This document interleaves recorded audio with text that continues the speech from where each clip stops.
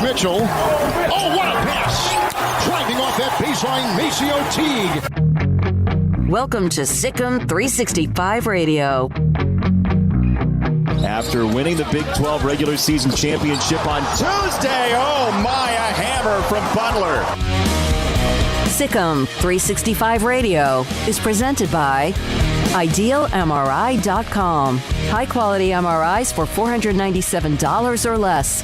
IdealMRI.com. Your health is important, so is your budget. Up top here is Heidel. Oh, the catch and the finish. Nice rim run on the baseline for big Mark Heidel. The 3 o'clock hour is sponsored by Waco Custom Marketplace. Meats, sweets, Texas treats, and a cut above the rest. 425 Lake Air Drive, Waco. 2 to fire. Mitchell on the fly. Boy, Mitchell's having himself a game. Now here's David Smoak and Craig Smoak. Well, actually, it's David Smoak. That's me, as some of you refer to the old man who keeps putting his glasses on and off. Paul Catalina will join me momentarily.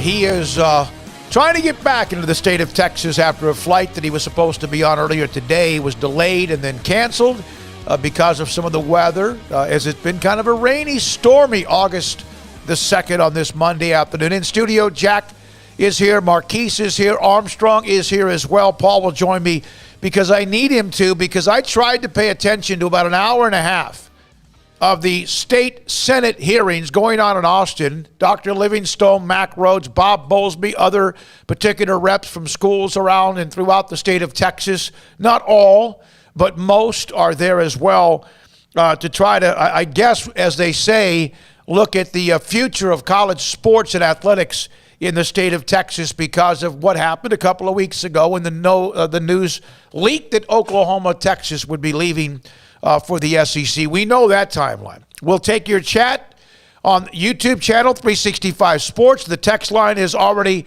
up and going, and we'll take your calls as well here on SicEm365 Radio. We were expecting to get Baylor's athletic director in Mac Rhodes around 4:20 today, barring a miracle in that hearing wrapping up earlier than what it appears to be. He will join us perhaps at some point whenever he's out of Austin, which I'm sure he can't wait to do.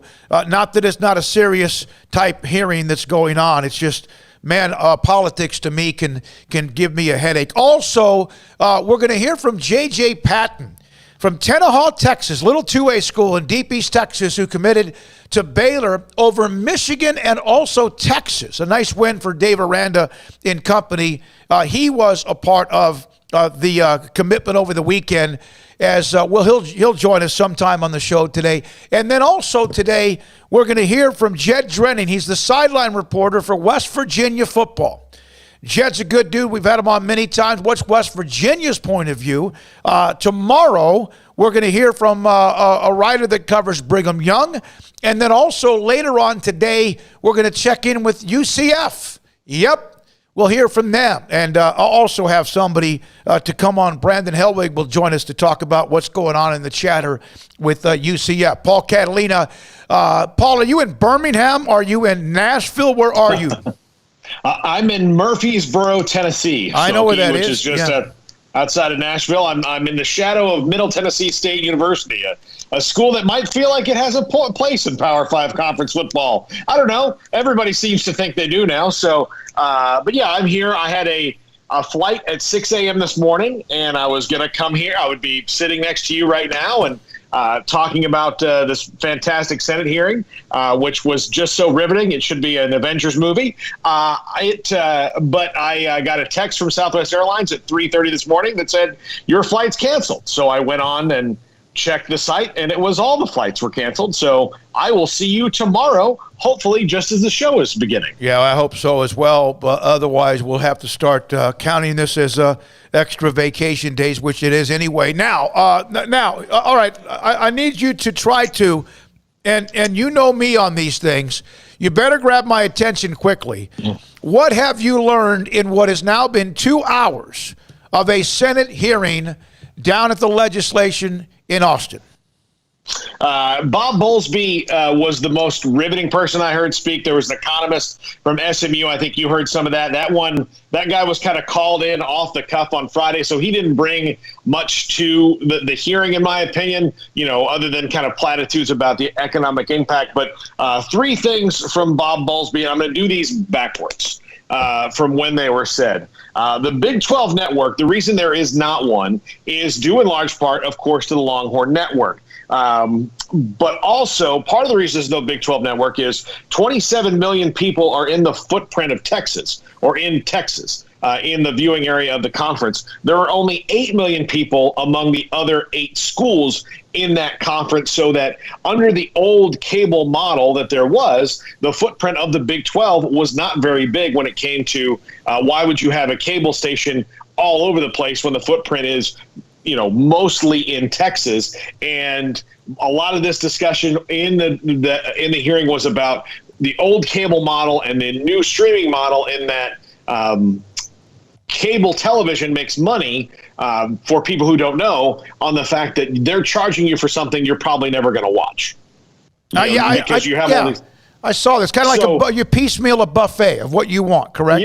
Yeah, exactly. But so now they're going to a la carte, where you're only going to pay for what you want. So if you want Hulu, you get Hulu. If you want Disney Plus, you get Disney Plus, whatever on down the line. And cable is becoming a little bit a thing of the past. And as live sports move to streaming, they become even more valuable, because live sports is something you will watch commercials through because it's happening now, as opposed to if I wanted to watch a television show or a movie, I now can watch them straight through on streaming without those commercials. So they have more value in the streaming world. So that was one of the things he talked about. The Longhorn Network, not completely to blame, but now you can maybe understand why ESPN would go, well, if we're just going to do a network, we'll pick the biggest school in the state and put them on the network, and that'll be essentially our Big 12 network. All right, and there's also this one. There is no specific bylaw for the dilution of the league. So the theory that Texas and OU would not be on the hook for anything should they leave the league and the league dissipates Bob Bowles will use the term, that's for a judge to decide. But he did say that, look, if the league doesn't exist, then that's probably going to be the argument that Texas and Oklahoma would have, is that why should we have to pay these grant of rights or exit fees if the league itself doesn't exist? All right. But there's no law in the books that says that they have to. Yeah, okay. Because some of the other things that were said by Bob Bowlesby about the 12-team playoff, the tectonic plates have shifted since the recommendation was made. There's a lot of chatter about people not being excited to move forward given what's happened in the last couple of weeks. And, of course, we've discussed that throughout the show last week, that is some are now, wait a minute, not so fast, to use Lee Corso. Let's kind of tap the brakes here a little bit. What's going on here? We need to kind of find out how the dust settles. Mac Rhodes will be a part of this. Dr. Livingstone is there. Bob Bowlesby, of course, has been there as well. And what Paul, the grant of rights, there's a lot of things. Everybody has their own opinion on it. He also made a comment. You and I spoke about this as I was on my way to the studio. What was the comment Commissioner Bowlesby said about the Big 12 was interested in expansion, but Oklahoma and Texas perhaps were not? Well, he said in response to a line of questioning from Senator Birdwell, who I believe is our senator, and Senator Birdwell was asking him about, okay, what was the timetable for the 18 teams you talked to? Did they give, they give you more than 10 days that Texas and Oklahoma have apparently given you now? And apparently Texas and Oklahoma haven't really given them any real notice of anything. So they've been strangely silent on this. But when he said we have had to, such has been the nature of the television contract and expansion, is that we have to tiptoe around Texas and Oklahoma because Texas and Oklahoma were always against expansion. All right.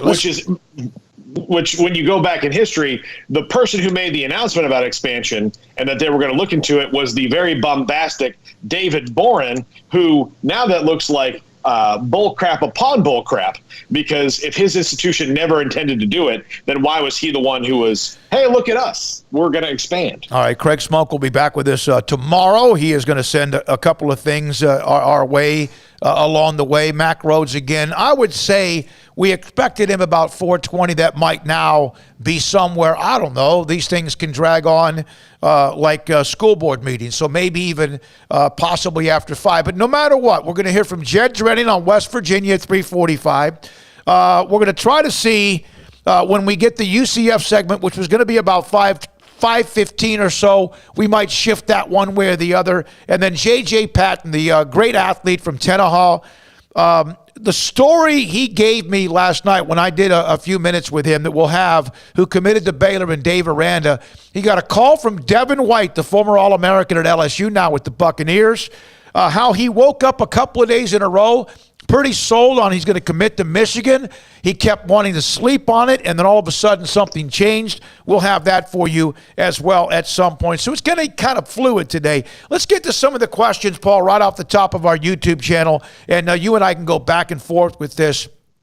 First of all, there's a lot of you that are saying great conversation. Love the show. Thank you very much. Appreciate that. Please talk about FSU and Clemson trying to get into the SEC. Paul, do they have grant of rights in the ACC? Until 2036. Okay, so if you were to leave, barring something that you were going to leave, they have the same issues that Texas and Oklahoma have, correct? Even if that would be a great win for the SEC, or maybe if Clemson and FSU, is that not the same situation? They'd have to pay penalties? Yeah, I've seen this argument about, Clemson and FSU joining the SEC. The ACC network just debuted in 2019, so there's a longer grant of rights because of that. Now, yes, the ACC does not make as much money per school. As a matter of fact, I believe they're fourth, maybe even fifth, behind the Big 12 in money per school. Of course, that all going to change when Texas and Oklahoma leave, but I don't see any reason why FSU and Clemson could just up and leave like Oklahoma and Texas did, because their grant of rights is 11 full years longer than Texas and Oklahoma's is right now. Now, there might be some mechanisms in the conference agreement to allow them to do that, but from what I believe and what I've read is that it's full grant of rights plus a $50 million penalty. All right, the calls, if you'd like to jump on with us, ask questions, 254-339-1122 from Chet Buxton. Great show. Still love Aranda. Go Tigers, of course, in the Cajun Go. Let's see here. Let's see. Appreciate again. Imagine getting Coastal Carolina in the ACC. All right, that who knows down the road. Vacation, what's that from Steven? Let's see here. Hey, guys, is Utah poachable? And pair them with the Big 12 and Brigham Young. There's a grant of rights in the Pac-12. Theirs runs out in a couple of years. Is that right? Don't they have a deal that they're trying to renegotiate right now or extend? Oh, we lost Paul. Yeah. Okay. Yeah. Go ahead. There's no other conference that has the same problem that the Big 12 does.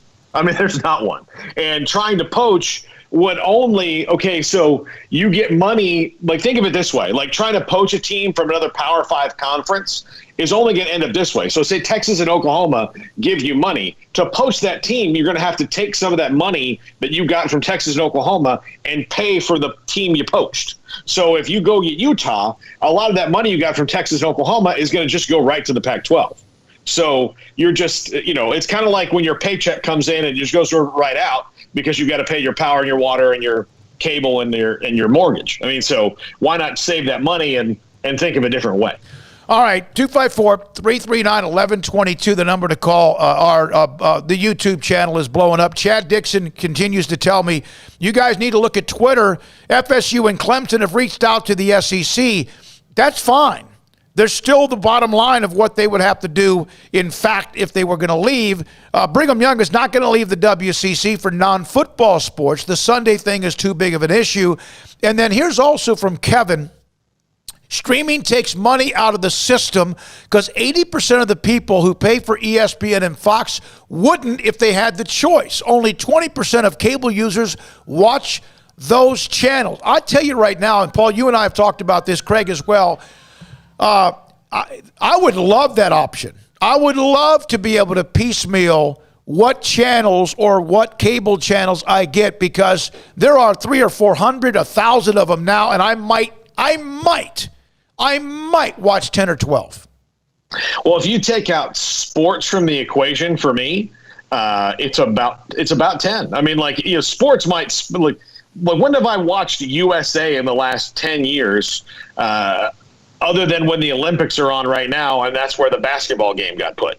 I wanted to watch Luka Doncic the other day, and he was on USA, so I watched that game on USA. So outside that, when am I going to it as a sports fan? So yeah, he's right. And the other thing is 80% of the people, aren't watching specifically ESPN and Fox, maybe at all, unless they're at someone else's house watching a game. So yeah, I mean, the streaming model changes everything immensely for all these leagues, and that's one of the things that ESPN is trying to do is get a corner on all this and monopolize it all. And with not only their app but Hulu, which they own both of those, Disney owns both of those, they can really, really put a hurting on everything. All right, 254-339-1122. We can take your text, right, Armstrong?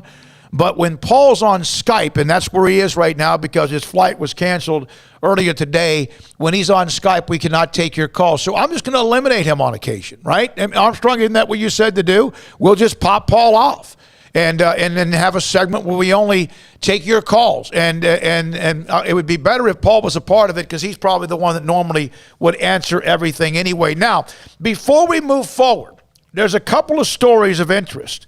How about Quinn Ewers, the quarterback at South Lake Carroll, who played in the 6A state championship game against the former South Lake Carroll head coach in Todd Dodge and lost to Austin Westlake? He's leaving after basically his junior year of eligibility in high school in Texas. He is going to enroll at Ohio State. He will be on their campus perhaps as early as maybe this month. He will be eligible to play immediately, and one of the reasons he's doing that is because of the options of the NIL. And there are, of course, others at quarterback on the Ohio State campus that are pretty talented, but Quinn Ewers, who originally was committed to Texas, then committed to Ohio State, is an incredible player. And how about that? And I've seen, as this is the first day of Texas high school football practices, I've seen a lot of panic. Oh, my God. And we've kind of discussed this. This is this going to be a problem? Quinn Ewers is like a once-in-a-generation type quarterback. He's graduated. He has options. It's like leaving college early if you want, or grad transfers back in the day. It is interesting. It is eye-opening. but he's going to leave, not play his senior year at South Lake Carroll. So now that's two elite-type players. Jaden Blue, the running back from Kane High School in Klein down in Houston, who will not play his senior year. He's committed to Texas. And Quinn Ewers, the quarterback, headed to Ohio State and will go on campus. He's missed the summer workouts. The guy's got an unbelievable repertoire, arsenal, a great young talent. And now we'll see what happens as he can start to possibly take advantage of the NIL. All right, Armstrong. Well, he's not going to play this year anyway. Yeah, he's not going to play a lick. So good for him, I guess, personally for capitalizing on his money. But if I'm an NIL sponsor, I would like to spend my money on somebody who's going to play. Well, we've talked about this before, Paul. What happened to who's the guy that transferred all over the place? Who's the quarterback that went everywhere? Tate Martell. Tate Martell, had he gotten an NIL when he arrived on campus, now 3 colleges or 4 colleges later, before he actually ever did anything. We've seen the story about the quarterback at Alabama, but he's thrown at least 20-something passes. We know he's the quarterback at Alabama, bar an injury, and hope that doesn't happen. He's going to be absolutely just fine. Here's from Tam Fam. I read online TCU is more appealing to the Pac-12 instead of Texas Tech. What is your opinion on this? I don't know. Appealing. I like it's hard for me to say that. I mean, yes, they're in the DFW market, and they've been good in football over the time. But I'm not sure why they would rank over some of the other schools. Again, I keep saying this: TCU is a Power 5 school by the benefit of Texas A&M and Missouri, and nothing else. Otherwise, they probably would still be on the outside looking in. So if the Big 12 had never, shaken up before, TCU wouldn't be in it. So they're the newest to this Power 5 game. So I'm not sure about that. All right, here's another question. And this is from someone who's listened to us, watched us for a long, long time, in Trey Morris. Amazon and Apple TV Plus is the path to breaking up these conferences. They have unlimited money, desperately need content. Grabbing Big 12 would be a huge get and could buy out ESPN with ease. We've discussed, Paul, and I think even maybe, and we'll have Mac at some point, Mac Rhodes from Baylor a little bit later in the show. I think that's really one of the ways, if there is a way the Big 12 can find additional revenue for the conference if they think outside the box, which is something that's not thinking outside the box, it's there. Yeah. They've got to do whatever they can to figure it out. So, but yeah, the streaming giants are gonna really affect this a lot. In that, again, Jeff Bezos just spent how much money to go to space? What did he get out of that other than maybe he'll make some money down the line? So he's got money to go ahead and say, you know what, I want college sports on this, and I want this. This is what I want. ESPN, Disney, they have all this money to say, well, this is what makes us money, and this is what will make us money on streaming. So here is what we want, which means to me that no school, reaching out to Clemson and Florida State, to me, would scare me if I was, Vanderbilt. What use am I eventually going to have to them? Yeah. That would scare me. Texas and Oklahoma probably scares them enough. What use are we going to have eventually, other than the fact that we're in Nashville? But you pretty much have the Nashville market because of the University of Tennessee anyway. So. Yeah, now Andrew, your buddy, says that the Big 12 would not go to some of those streaming services because there's such little viewing audience. Does it matter, the viewing audience, if they're paying you? No, but the Big 12 wouldn't go, but they may.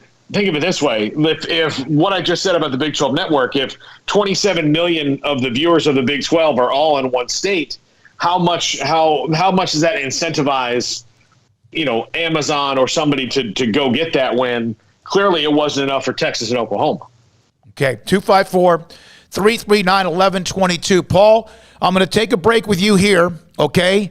And if we have calls when we come back, I'll try to answer them. Armstrong, Marquise, and also Jack here in the studio. Craig's back tomorrow. Craig is back tomorrow. Paul's here with me now from Murfreesboro, Tennessee, in the shadows of Middle Tennessee State University, as he mentioned. Text lines blowing up, chat rooms blowing up. Now, if you want to get on with us, we'll take your calls, 254-339-1122. Now, listen, some of you from fan bases of West Virginia, Brigham Young, and UCF, and among others this week, we're going to touch in with those who cover your favorite program. We're covering it too, along with what we do at the Big 12 and what we do covering Baylor. As I mentioned at the start of the show, Mack Rhodes, Baylor Director of Athletics, expected to be with us at some point today. Might be a little bit later than scheduled at 4:20 because of that Texas Senate hearing that continues to drag on in Austin. This is SicEm365 Radio. All right, items of the week at Waco Custom Marketplace. And, oh, by the way, the big, thick bone-in ribeye that I just destroyed it. Destroyed it on Saturday night. Enjoyed that on the grill. Right now they have fresh amberjack at $11.99 a pound. Hot links at $3.50 a pound. And if you want steak, select choice and prime New York strip from anywhere from $7.99 a pound to $15.99 a pound. Also, fresh ground beef a pound for $2.75 a pound. And they have hickory smoked turkey breast. It is mouthwatering delicious on a sandwich or whatever you want to use it for $7.99 a pound. Waco Custom Marketplace has a butcher shop and a bakery that bakes fresh baked bread and kolaches every single morning for you, and a hometown grocery store feel. It's Waco Custom Marketplace. You can order online at wacocustommarketplace.com. Make this the summer sales event is going on now at Allen Samuels with the all-new 2021 Jeep Grand Cherokee L. Now arriving and in stock. This beautiful, rugged third-row seat carries the prestigious Jeep heritage. The 2021 Jeep Grand Cherokee Laredo or Limited. You pick. Have total values of $2,750 or 0% for 48 months, plus $1,000 in bonus cash. Allen Samuels. Come by. Let's be friends. See dealer for details. All offers have credit requirements.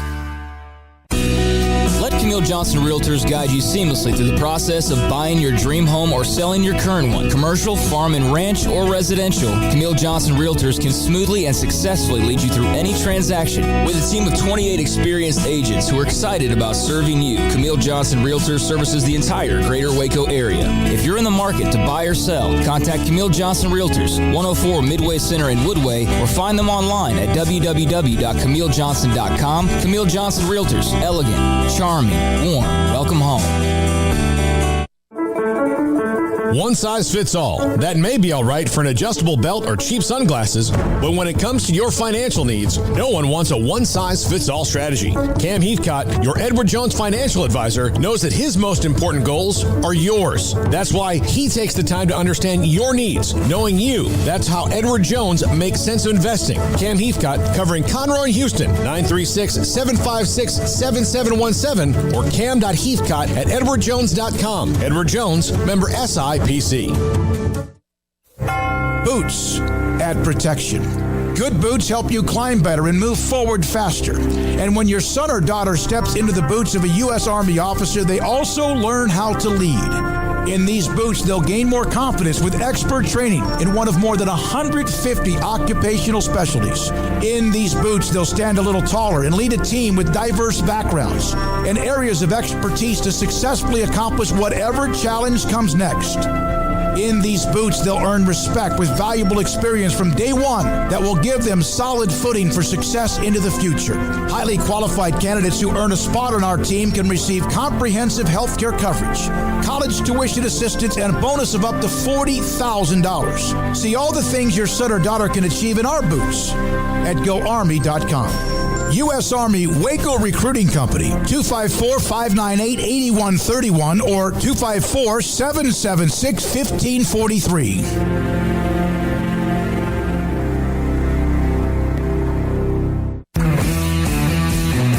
At Marco's Pizza, get craveable pizza made the Italian way with dough made from scratch, an original sauce recipe, 3 fresh signature cheeses, and premium toppings you love, served hot and safe. Right now, you can get unlimited medium one-topping pizzas for just $6.99 each.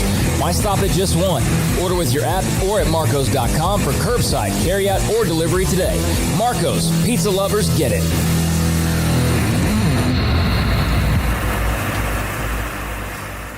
After my first car accident, I feared the biggest damage would be to my wallet.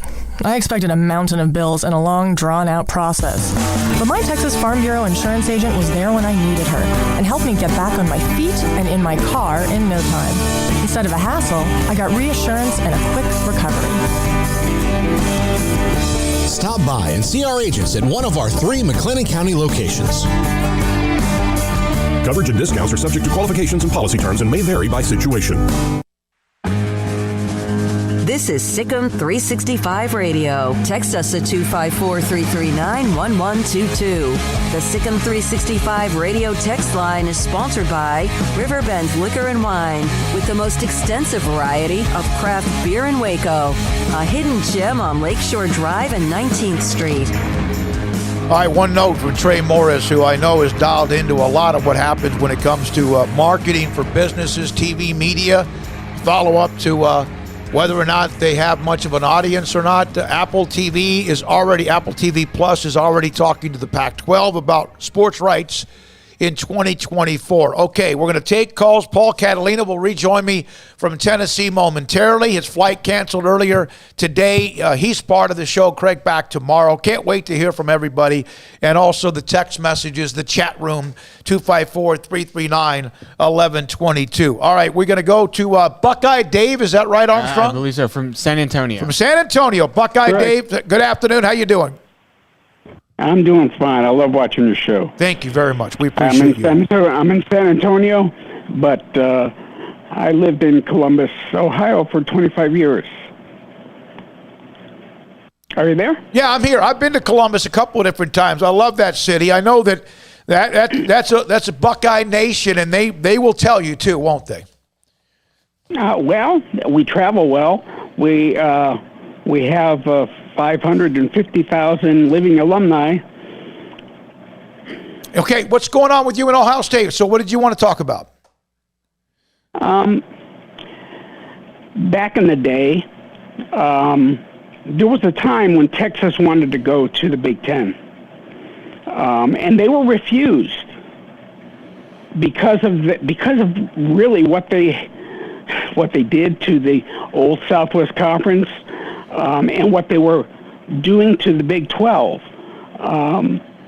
Although they were academically a good fit for the Big Ten, being an AAU academic member,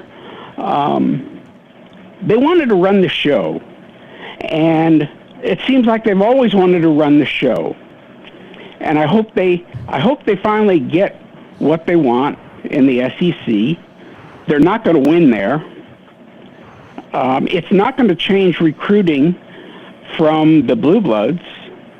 Ohio State's still going to come to Texas. They're still going to go to Oklahoma. They're still going to go to Florida. They're still going to go to California, and they're going to recruit because of the culture.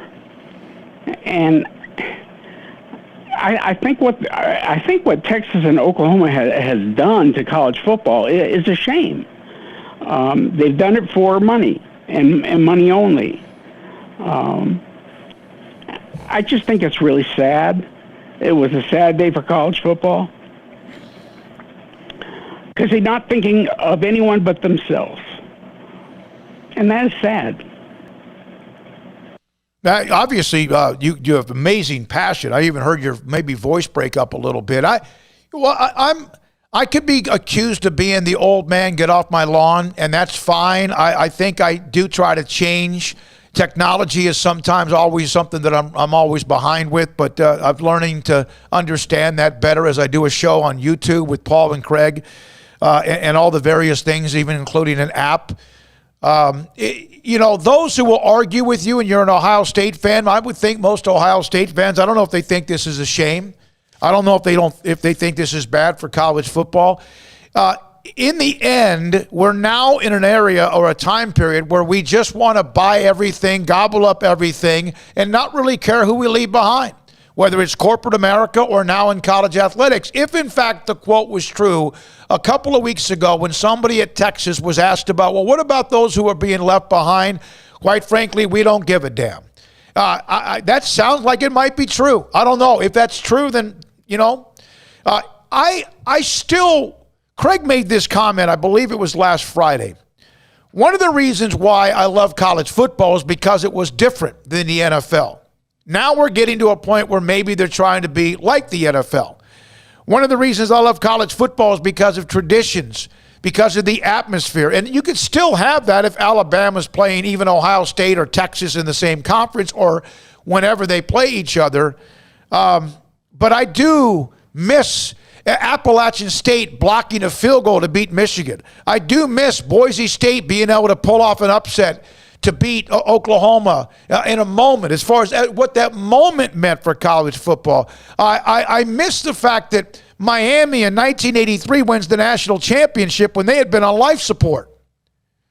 And they come out of nowhere to beat what was an invincible team, or supposedly an invincible team. Or Vince Young in Texas, which was a great team, beats an unbeaten USC.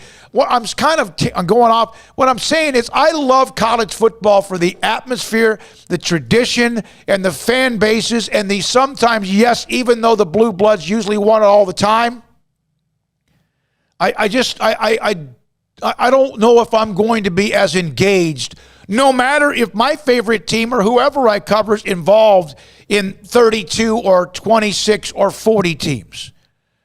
I love watching what North Dakota State or Sam Houston State can do. Do I spend time? Do I check my schedule to do that? No. But I know we're no longer in the age of innocence anymore when it comes to athletics. That's just me. I'm going off on a tangent. You can pop away at me if you want. But thanks for the call, Dave in San Antonio, Buckeyes fan. T-Rex, good afternoon. It was great to see you at Cactus Tamales out on Highway 6 on Saturday. Had a great time seeing you. What's up, T-Rex? Thanks for your call. Hey, no problem, guys. Those tamales were amazing. Man, I bought too many. Had to put them in the refrigerator. Kind of ruined them. Always eat tamales fresh. Learned that lesson. Anyways, I just want to tell, all those out there that are worried about the streaming service, from a viewer demand standpoint, it sounds like, a lot of people's concern. There's not a lot of people that are going to watch it because, people have a point. You're paying for cable. You're paying for every channel that you have, whether you use it or not. I would say this. If we go to a streaming service, then that's the only way to watch it. If you look back at 2018, UTSA versus Baylor, that game was only on Facebook Live. So obviously that's a little different. It's not a subscription service, but same idea. If you wanted to watch that game, you either went to the game, bought tickets, or you watched it on Facebook Live, or you didn't see the game. So my thing to anybody that's concerned that there won't be the viewers to demand a streaming service come in and pay how many hundreds of millions of dollars or whatever it ends up being, if that's the only way to watch the game, the fans are going to watch the game. Not everybody can go to the games. And in all honesty, somebody like myself who loves going to the games, I completely understand why people want to sit on their couch and not deal with going to a game or sitting in the heat or in the rain or buying $15 buckets of popcorn. It is a lot more convenient to sit on your couch and do what you want to do, pause it, whatever. So the money's there, people. I mean, look at Amazon. They own everything. You think they don't have the money to pay the Big 12 for streaming or Hulu or whoever? Everybody owns everybody at this point. So the money's there, and if you want to watch the game, you're going to watch the game. So streaming is the future. We've been saying that for the last couple of years. It just took something like this to actually open everybody's eyes. If you're not subscribed already to ESPN Plus, you probably should subscribe. Whether you hate ESPN or not, for whatever reason, ESPN Plus is a great streaming service. Get your Netflix account, get your Hulu account, whatever the case is. Streaming's the future. A la carte service is the future. It's no different than going to Taco Bell and ordering off the dollar menu. It's a la carte. It's what you want. All right? So let's calm down. The future's here now. You either adapt and overcome or you get left behind. So buy a smart TV if you don't already have one because you're going to need it. SicEm Bears, see y'all in about 30 some odd days in San Marcos. That's all I got. All right, thanks for the time, T-Rex. I saw T-Rex at Cactus Rock Tamales after I had played a round of golf on Saturday morning. Went over there to get some, and that place is great. You should follow them on Twitter because when they are wherever they are, their tamales are once in a lifetime. And C-Rex happened to drive up about the same time I had been there as well. A lot of you, it appears this way, Armstrong or Jack or even Marquise, you can correct me if I'm wrong, is that what I was saying about college football not being the NFL, about the atmosphere, about the traditions, about the even regional rivalries, and there'll still be some of that. And by the way, welcome to our newest sponsor, BetUS. To now our YouTube channel. We appreciate them. And the code number is SicEm. Is that right? SicEm125? Is that right? SicEm125, the code number for BetUS, our YouTube channel sponsor of our broadcast now on YouTube. I like some of you, I do not want college football to be like the NFL. College football, this is from Bama Boy, we'll never die off in Alabama. We don't care what we have to pay to watch.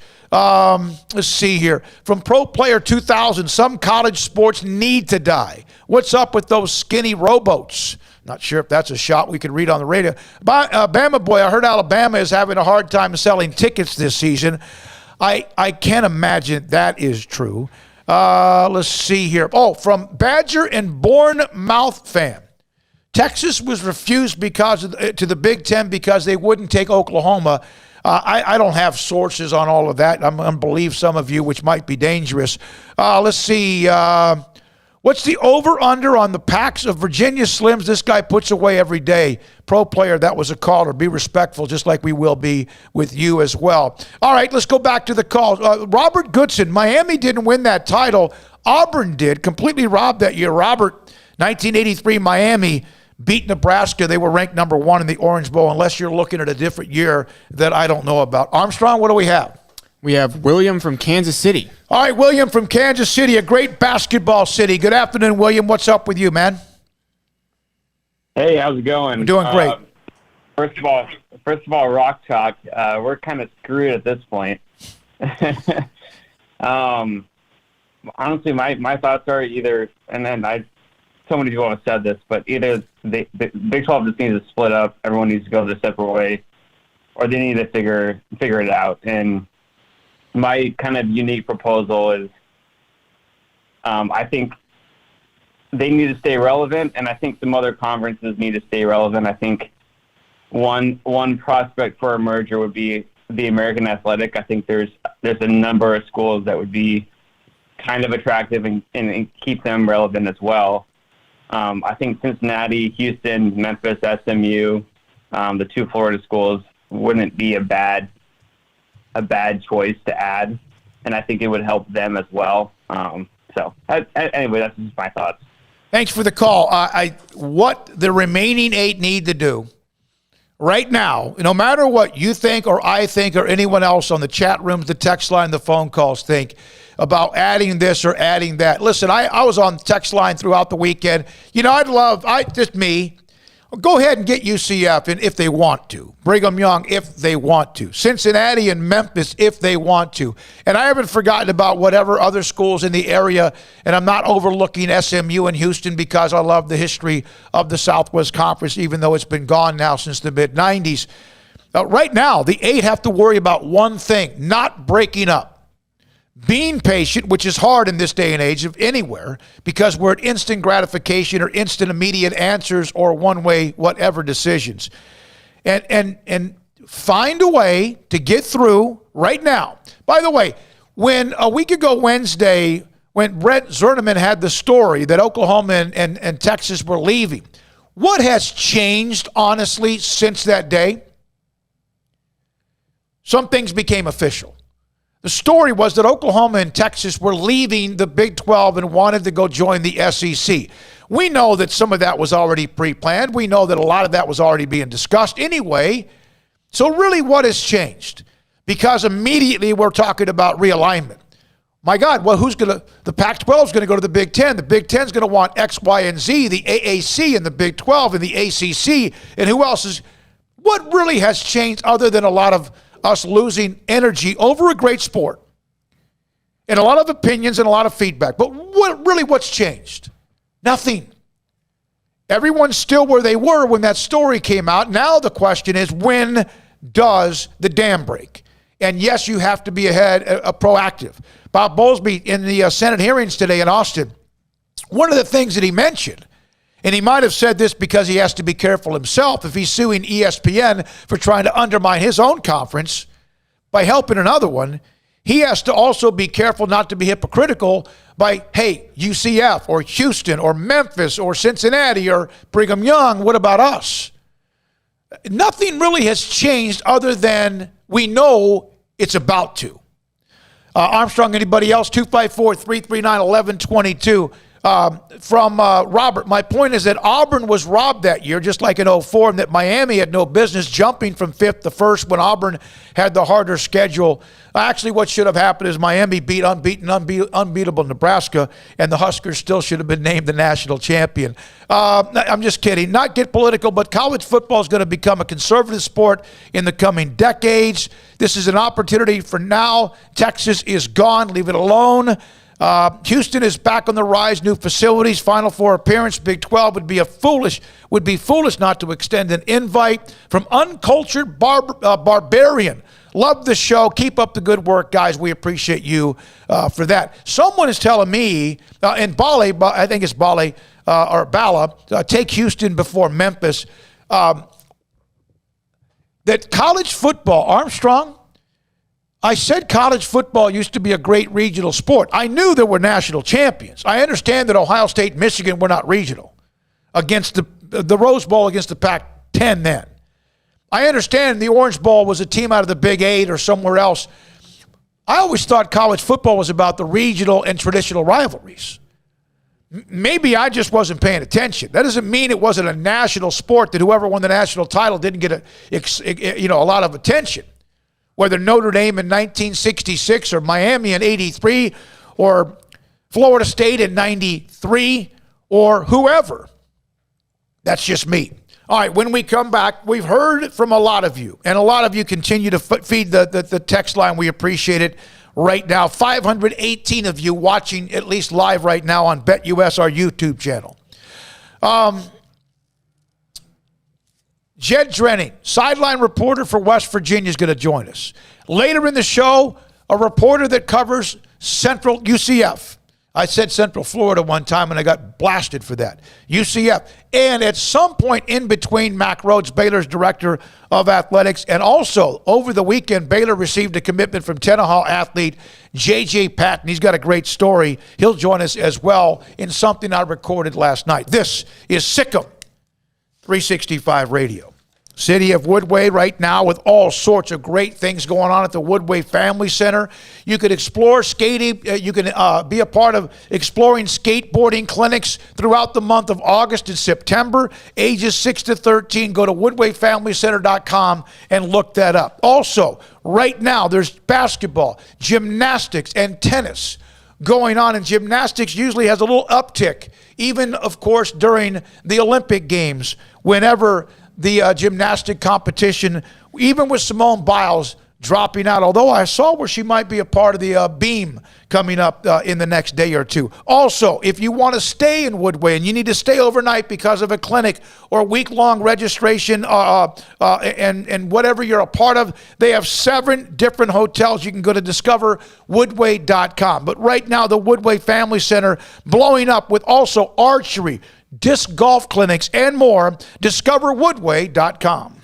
With so many companies and policies out there, it gets so confusing shopping for insurance, and I never know if I'm getting the policy that's right for me. Luckily, I met the team at the Niche Group Insurance Agency. With the Niche Group, you can go to one company and get access to coverage options from many insurance carriers, and you get to speak to a real person about your specific coverage needs. With the Niche Group, I know I'm getting the right coverage at the right price. If you need insurance, talk to the experts at the Niche Group at 1-800-258-8302. Riverbend Liquor and Wine has their easy-to-access drive-thru open and convenient and clean in-store location on the corner of Lakeshore Drive and North 19th Street in Waco. Riverbend Liquor has the best and most extensive variety of craft beer selections in Waco, and Balcones Whiskey, including single malt, pot still, baby blue, rye, brimstone, and the all-new lineage in stock. Riverbend Liquor and Wine, family-owned and operated, and a hidden gem in Waco on Lakeshore Drive and 19th Street. And find out more on Facebook and Instagram. Southwest Sports Medicine and Orthopedics, the team physician of Baylor Athletics. Our doctors specialize in the diagnosis and treatment of any and all sports-related injuries, celebrating over a decade of service in Central Texas. Our doctors are equipped to handle a wide range of issues, whether it's your foot or ankle, orthopedic spine care, your hand or wrist, knee and shoulder pain, or if you're in need of our arthritis or total joint clinic. Come see us at the new Baylor Scott and White Ted and Sue Getterman Sports and Orthopedic Center. Trust the doctors at Baylor Trust, Southwest Sports Medicine and Orthopedics. Our goal is to get you back in the game. Hey, this is Bryce Petty, former starting quarterback and two-time Big 12 champion, and I know firsthand the importance of being in top shape both on and off the field. So listen up, men. If you're feeling beat down day in and day out and looking for that high-performance edge that separates the men from the boys, then look no further than the Petty Clinic Low T in Waco. Petty Clinic is a comprehensive men's healthcare clinic with an atmosphere catering to men. Board-certified Dr. Kent Petty has a special interest in offering the highest quality medical care to men of all ages. Some of the services offered include screening and treatment for low testosterone or thyroid, infertility, high blood pressure, diabetes, high cholesterol, sleep apnea, while offering comprehensive wellness exams and complete men's health lab panels. High performance men, remember, it's not just a Petty thing. This is Bryce Petty, encouraging you to reach out and Google search Petty Clinic Low T or go to pettycliniclowt.com and get your complimentary lab screening today. From the first workout to the last practice, sports is an incredible challenge. Hi, this is Dan Ingham with the First National Bank of Central Texas, and we're proud to support each athlete, every parent, and our educators. From families, small businesses, to the biggest industry, we're here to help. With remarkable products like First Free Checking, we've got banking ideas that fuel big dreams. The First National Bank of Central Texas. Familiar faces making local decisions. Member FDIC, Equal Housing Lender. At Ideal MRI, we feel blessed to be part of the Waco community. We're a small family business here in Central Texas. At times like this, the cost of healthcare has never been more important. And unfortunately, significant illnesses and injuries still occur. And that's why Ideal MRI is open and here to serve you through this difficult time. So if you need an MRI, ask your doctor about Ideal MRI. You can schedule online in minutes at idealmri.com or call 833-IDEAL-MRI.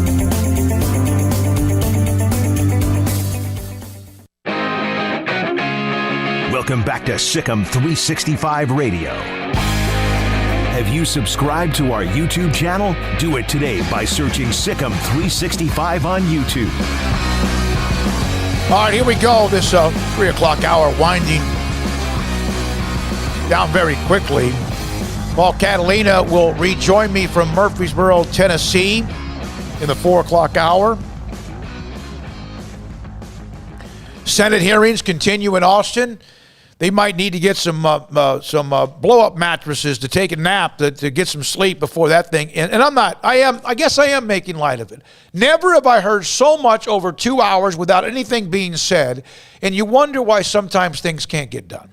But they're having the meeting. Mac Rose will try to help us kind of summarize it a little bit here later in the show. We're now joined by Jed Drenning. He's a sideline reporter for West Virginia, the Mountaineers. We've always relied on Jed for a lot of our WVU, our West Virginia coverage. Jed, West Virginia fans, Brigham Young fans, UCF, Memphis, and a couple of others have been the most, at least to me, it seems, the most outspoken about what's next. And hey, West Virginia is a part of a Power Five for right now. What right now is the mood in Morgantown? Well, there's a degree of uncertainty, I think, in the college football picture at large for a long list of programs, right, Dave? I mean, what's playing out. It's not our first rodeo with this either. We went through something relatively similar back in 2003 when what was the old Big East fell apart and gave way to the new Big East, and then again in 2011 when what remained of the new Big East kind of imploded. And, of course, we ended up with a lifeline to the Big 12 in 2012. So it's not our first experience with this sort of thing, but there's obviously a certain degree of uncertainty attendant to it. Yeah, and there has to be. And I know that there has been, as you mentioned, West Virginia's been down this road before. Has E. Gordon Gee said anything? Anything been said by the president at all? Well, he knows when to play it close to the vest. I mean, I will say this. I'll defer back to the fact that in times of crisis, you certainly hope that you have the right leadership team in place. And the last time we did, we had a good combination of a president and an AD that got some things done. And I truly believe this time around we're in really capable hands as well, with President Gee and with Shane Lyons as our athletic director. I think at the end of the day, they're both well-connected people. But, of course, this isn't based on friendship. You don't land in whatever landing space you want to land in if we're looking to land in a landing space. I can't speak for what we aspire to do, but you have relationships with people. They at least give you their ear and the time of day to have a conversation about what best fits your program. Now, does that mean putting together what remains of the Big 12 and making a run at that? Does that mean landing somewhere else when all these pieces, when all the dust clears? I don't know. I mean, it's way above my pay grade to speculate who might know, to be honest with you. But I would imagine these conversations are taking place in some form or fashion, from Ames to Stillwater to Waco to Fort Worth. I mean, right up and down the circuit of the Big 12.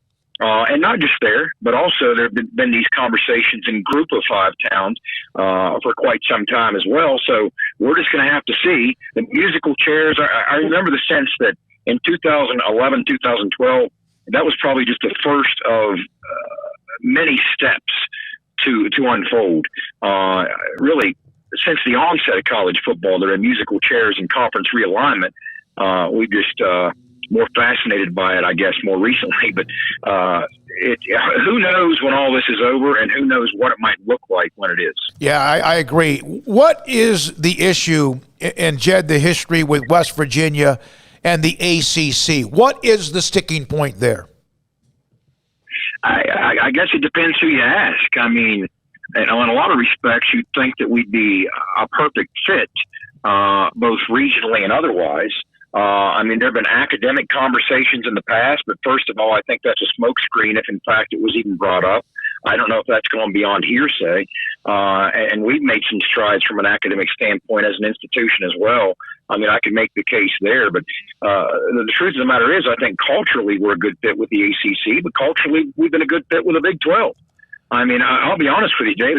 It's fun to roll into those Big 12 towns and those Big 12 venues where football really matters to them. Yep. Okay. And as a West Virginia guy, that really fits us. I mean, it could be a 1-9 Kansas team, and the night before we're playing them in Lawrence, an old couple with Jayhawk paraphernalia, walk up to our table because they see the flying WB on our shirt and they want to talk about their 1-9 football team. I mean, that's a refreshing thing in today's college football. It's a league that cares about their football. They care about their sports. And in that respect, I think we have been a good fit. So who knows where all this goes, but you have to be nimble enough to do what's best for your team and your program. And if that means solidarity saves the day, then that's what that means. And if it doesn't, and the thing implodes, again, this is pure speculation on my part. Sure. It's good for talk radio, right? Yeah. I mean, right, Davis? Why didn't this happen 3 months ago so you guys could throw the dog days of summer with this kind of chatter? But it's definitely good for talk radio. No, but at the end of the day, who knows? Yeah, and by the way, I have loved the fact that West Virginia has been a part of the Big 12. And I have to say that when that first started being a part of a conversation, I was like, how is that going to work? But of course, especially with like the major sports, football and men's basketball, they can get up and down anywhere. Some of the other sports, I know that's got to be challenging as far as West Virginia's always the one that has to travel. It's like Hawaii whenever they join or anytime they're a part of a conference, just not quite as far. So do you feel isolated in a way? Do you feel like at all isolated because of where the location of Morgantown is? And you talk about the 8 staying together. And my hope is that they do, that they all realize the only chance they have a chance in hell of this surviving and maybe expanding is if they stay together to at least recoup some of the money or some of the penalties. I think part of me feels that way as well. And isolated, I'm not sure I do. As a brand, I think if anything, the inverse holds true. I mean, I look to a Texas Tech, out there in Lubbock, okay? That's isolation. I think the people who haven't spent time out there don't appreciate what they're up against. And it's like when you get west of the Mississippi, people just reckon distance differently, okay? I mean, everything back in this side of the country is far more concentrated, and I think just the location of the school in proximity to city centers like Cincinnati, Pittsburgh, Washington, D.C., everything's far more concentrated and lumped together on the East Coast. And from a regional standpoint, you think on some level that with the musical chairs of college sports, maybe that one day plays works to your advantage, maybe it doesn't. But, when you get west of the Mississippi, some of those teams out there, not just in the Big 12 but beyond, look, if you don't find a fit in a certain conference, your options are very limited because you don't bump up against a whole lot of anybody, okay? And in Morgantown, that's not necessarily the case. We overlap with a host of different leagues. Again, who's to say whether or not in this strange new era where, value is weighed much differently than it once was beyond the regional perspective, right? Whether or not that matters. I don't know, but I don't know that I feel or that we feel isolated. I can't speak for the school, but just as a brand, not necessarily. I mean, we made it work as the easternmost team in a very southwestern conference and happily did so. Once we hop off the plane, okay, and step into Jones Stadium in Lubbock or, step into Amon G. Carter or step into any of these venues, step into, the Palace on the Prairie, we were right at home. I mean, it was a great college football venue, and we felt like we belonged there among people of our ilk, right? So all of a sudden, the distance didn't matter, Yep. It's just, all this is so strange. It really is. I'm getting some response on the YouTube chat about West Virginia. When the ACC was looking at expanding, did West Virginia, were they told? Give me the history here, Jed. Were they told no, and then they accepted Louisville? Well, as I understand it, and again, I'm not the perfect source, but I could tell you the day this initially played out back in 2011. When news broke that both Pitt and Syracuse were bolting, okay? We were on our way to play Maryland at Byrd Stadium in College Park. John Marinato, who at the time was the commissioner of the old Big East, he was on hand to attend that game. Well, Oliver was on hand too, Oliver Luck, our athletic director at the time. So he took it upon himself. He wanted to track down Mr. Marinato and sit down with him and start brainstorming this, obviously, because this news literally broke. Leading up to that game. So we did our pregame show up in the booth. Now, after the pregame show, I worked my way down to the field, in and out of the locker room and whatnot. And in the midst of this, ESPN did a story about this a couple of weeks ago, ironically, I think shortly before the Texas OU stuff broke, talking about how the Big East imploded and how it came apart and disintegrated. And, John Marinato was a big part of that story, right? Well, they talked about Oliver's perspective and sitting down with John Marinato up in the suite that day. Well, my perspective was I suddenly, in the middle of pregame, had my producer screaming into my ear to get the team doctor up to the press level immediately because John Marinato had collapsed right in front of Oliver. We didn't know what was wrong. It was a life-threatening situation. There was no doctor on deck. So I had to scramble and get our doctor up there. So it was just a very hectic, chaotic time. But as I understand it, I believe that the invitation was extended. Of course, you had A&M and Missouri leaving the Big 12, and there was that short period where the Big 12 looked like it was on life support, right? Well, one of the invitations was extended to TCU, one was extended to us. Now, as I understand it, I keep going back to that phrase because I don't have all the details, but I believe we were kind of pitted to some degree against Louisville for that invitation. We won out. Louisville wasn't happy about it, and Louisville ultimately got the invitation from the ACC to land down there. So that might not be perfect or 100% accurate history, but that's my perception of how those things unfolded back 10 years ago. And like I said, now here we go again. Yeah. And now Louisville's firmly intact, if there is such a thing in the ACC. I just saw a story this afternoon. You got to even wonder about sources. There's now this rumor afloat that Florida State and Clemson have reached out to the SEC with interest as well. Who knows? It was on Twitter, so it must be true, right? You have to verify things half a dozen times over. So who really knows? The landscape is certainly shifting at record pace under all our feet. So who knows? Nobody's to say, but you can recognize why ESPN would, of course, be conspiring, if they are, to get out of a contract in which they'd owe over $1 billion for the final 4 years, the Big 12, right? Mm-hmm. So there are so many parties with so many interests going in different directions. I think that's maybe, if you wanted to summarize the issue of college football today, maybe that's the biggest problem, is there's no unified agenda or no unified voice. It's several conferences with several different interests and agendas, and with commissioners representing each. There's no true solidarity across the board in the game at large.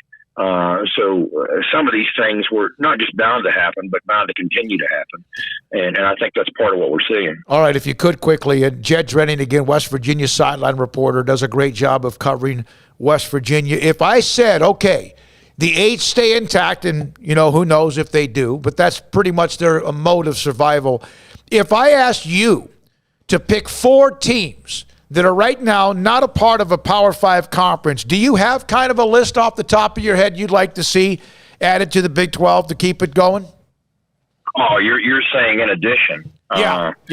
Well, you get the usual suspects, but there's going to be complications that are attached to each probably.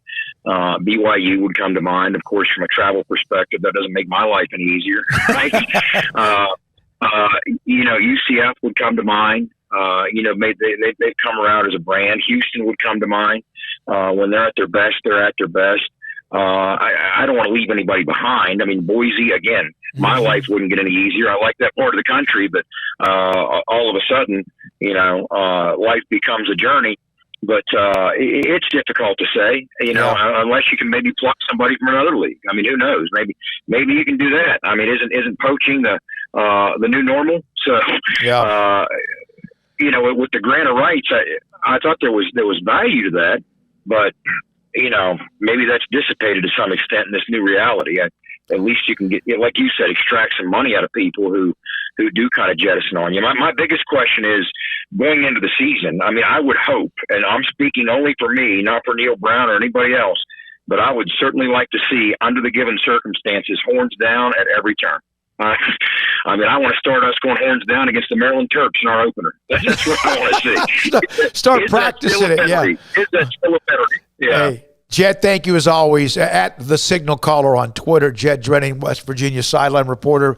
The play-by-play guy, Carini, was going to join us on Wednesday to give us his impact or his intake as well.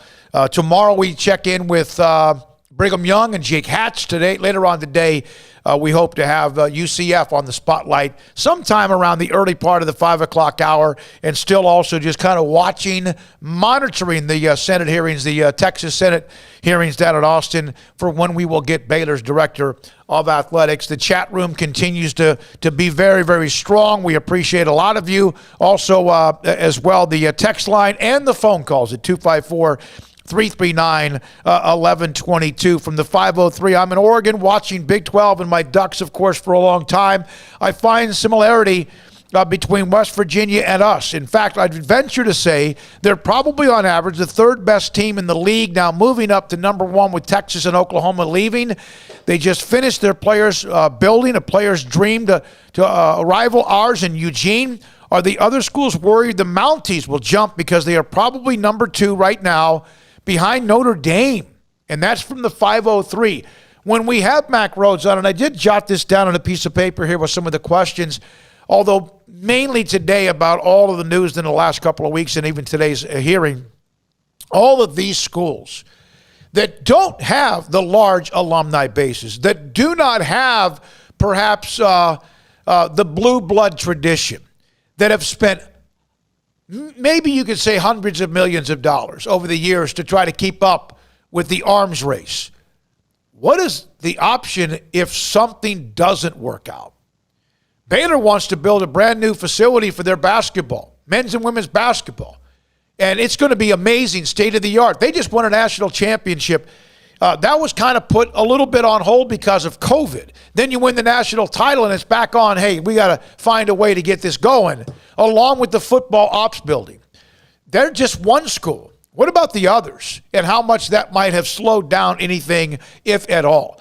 All right, when we come back, the 4 o'clock hour, 254-339-1122. We'll bring Paul Catalina back. Here's one other recruiting note. Again, J.J. Patton of Tenaha High School, Deep East Texas, will join us sometime between now and 6 as we juggle our lineup. Amari Evans from Shoemaker High School, tremendous player, has cut his list to 7 schools, including Baylor is a part of that. Also, Penn State, Vanderbilt, Rutgers, Houston, Arkansas, and Indiana. Kind of a nice little potpourri of schools of Amari Evans from Shoemaker High School, which is just over an hour away from Baylor University in Waco. And this is SicEm365 Radio.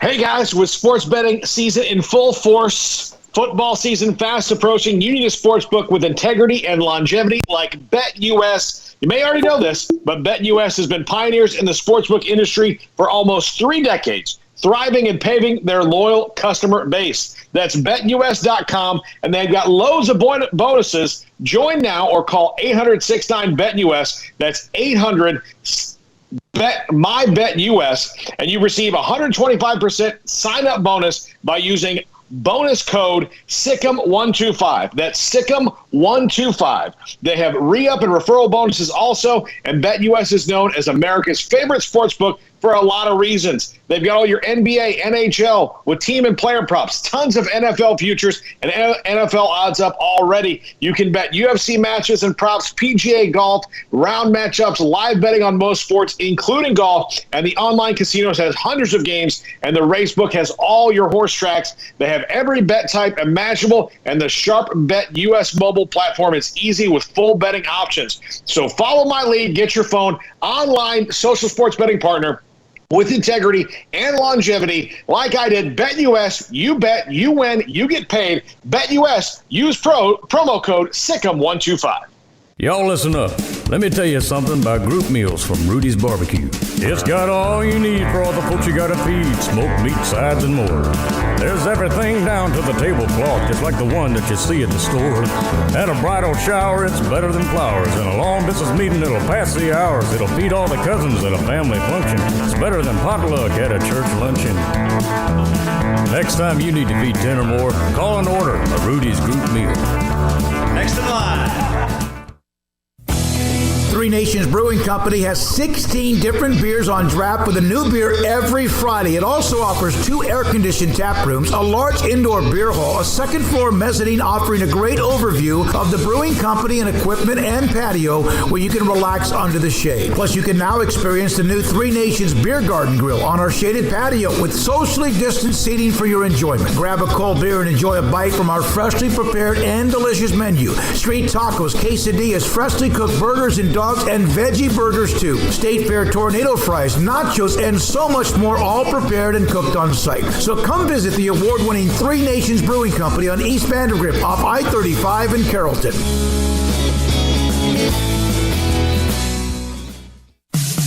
In the market for a quality metal building? Since 1943, Pioneer Steel and Pipe has helped Central Texas residential and commercial customers with metal building design, panel options, building components, and trim options. Pioneer Steel and Pipe's residential line is energy efficient, offers low maintenance, reduces insurance payments, is impact resistant, and carries up to a 45-year limited warranty. In addition, they can also help you find a metal building contractor for your project. Pioneer Steel and Pipe with locations in Waco and Bryan and at pioneersboys.com.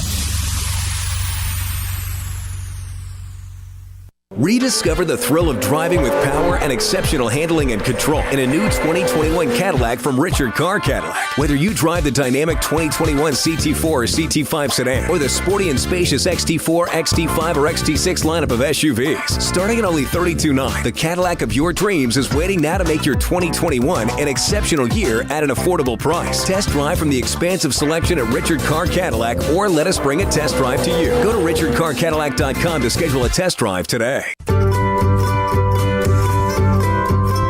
You want to know why Stonewood Dental is so successful? Listen to what happy customers have to say. It's pleasant. It's different than any other dentist office. I really feel like they care. And it's not that you're here for 2 hours waiting on someone to take care of you. It's quick and easy, and I bring my kids, and my kids love being here too. They really love the treasure box. staff is really nice and accommodating, real friendly. You feel more like home. It's not sterile looking. Everybody has their own personalized rooms with decorations and decor, and they'll even have a blanket for you when it's cold. I've recommended people to actually come here, and they are patients now. I really love it here. It feels like family. Learn more, stonewood-dental.com.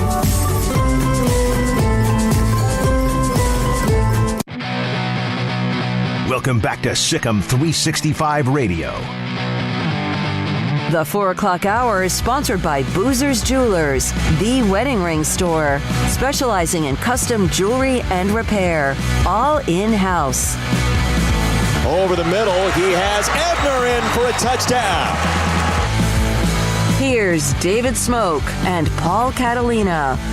All right, the Texas Senate hearings continue. There's one note I want to say about the website of which we are under the umbrella of SicEm365.com. There will be a weekly documentary type story involving senior defensive back Jalen Petrie. Now, for a lot of you who have just picked us up in the last 8 to 10 days, Jalen Petrie has a great story, and this could be a story pretty much at any program. There's always like a human interest. There's always 30 human interest stories. Hell, there's a human interest story for everybody alive. But Jalen Petrie, SicEm365.com is going to do a weekly type documentary with Jalen Petrie, and you may go, okay, who is that? Back when Baylor football had the massive change within their football department, when Art Briles and company were gone, of course, the president, AD as well, Jim Grobe took over as interim head coach, who had been a head coach at Wake Forest.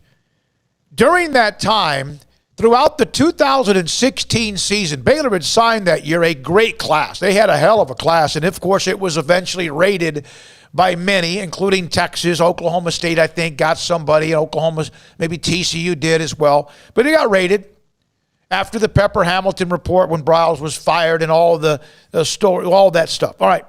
So they had one commitment who stayed on through the dark clouds, through the hurricane, through the tornado, through the tidal wave of negativity. Young man named Jalen Petrie stayed committed to Baylor from when he committed to them until the coaching change from Jim Grobe, the interim, which he knew he was not going to be there more than a year. The rest of the staff left.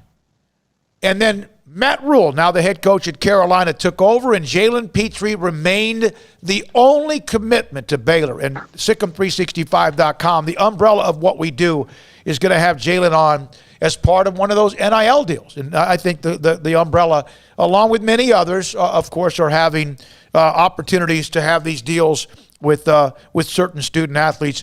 One note, other thing, Paul, I did notice a couple of other quotes as I'm monitoring that hearing with those who are covering it. When Bob Bowlesby, Paul Catalina, joins us from Tennessee, his flight today was canceled to get back into the state of Texas. When he was asked about the cease and desist letter from the lady who was whoever was in charge, Nelson, whoever the lead person was, we have agreed to not escalate this publicly. It's in neither party's best interest to do so.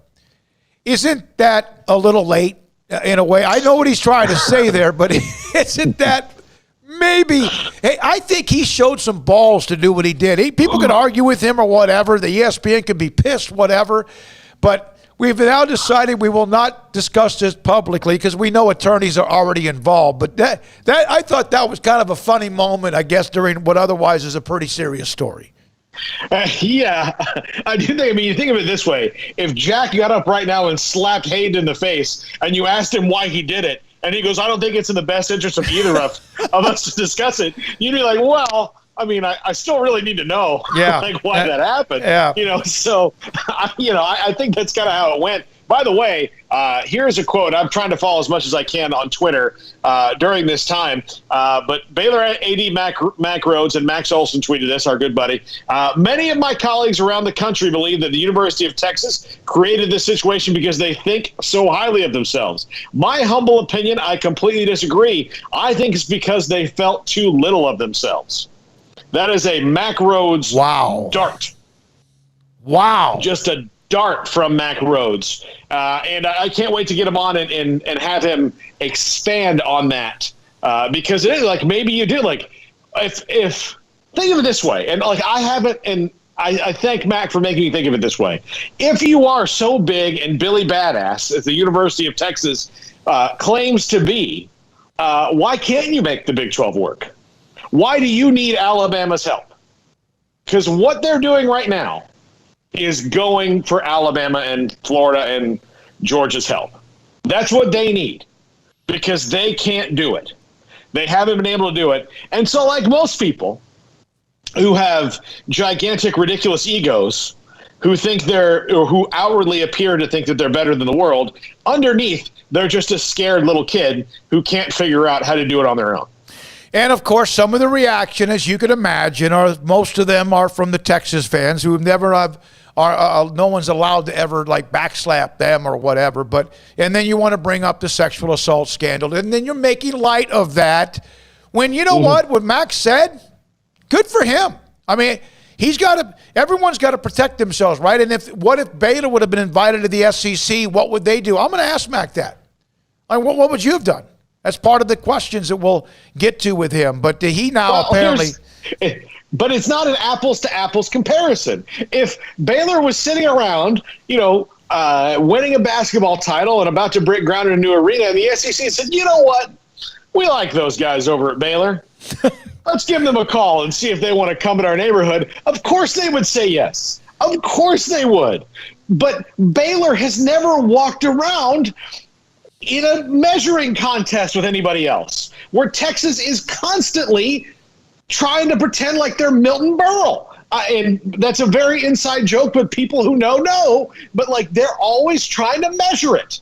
And if other schools were doing that comment would not make sense. Like Baylor, it does not make sense for Baylor to say that, because Baylor doesn't walk around telling everybody they're better than all of them because they have this much money and that much. And this is the University of Texas, and the athletic director who built the program, DeLoss Dodds, famously, and I know this is 12 years ago, we are the Joneses. He said that.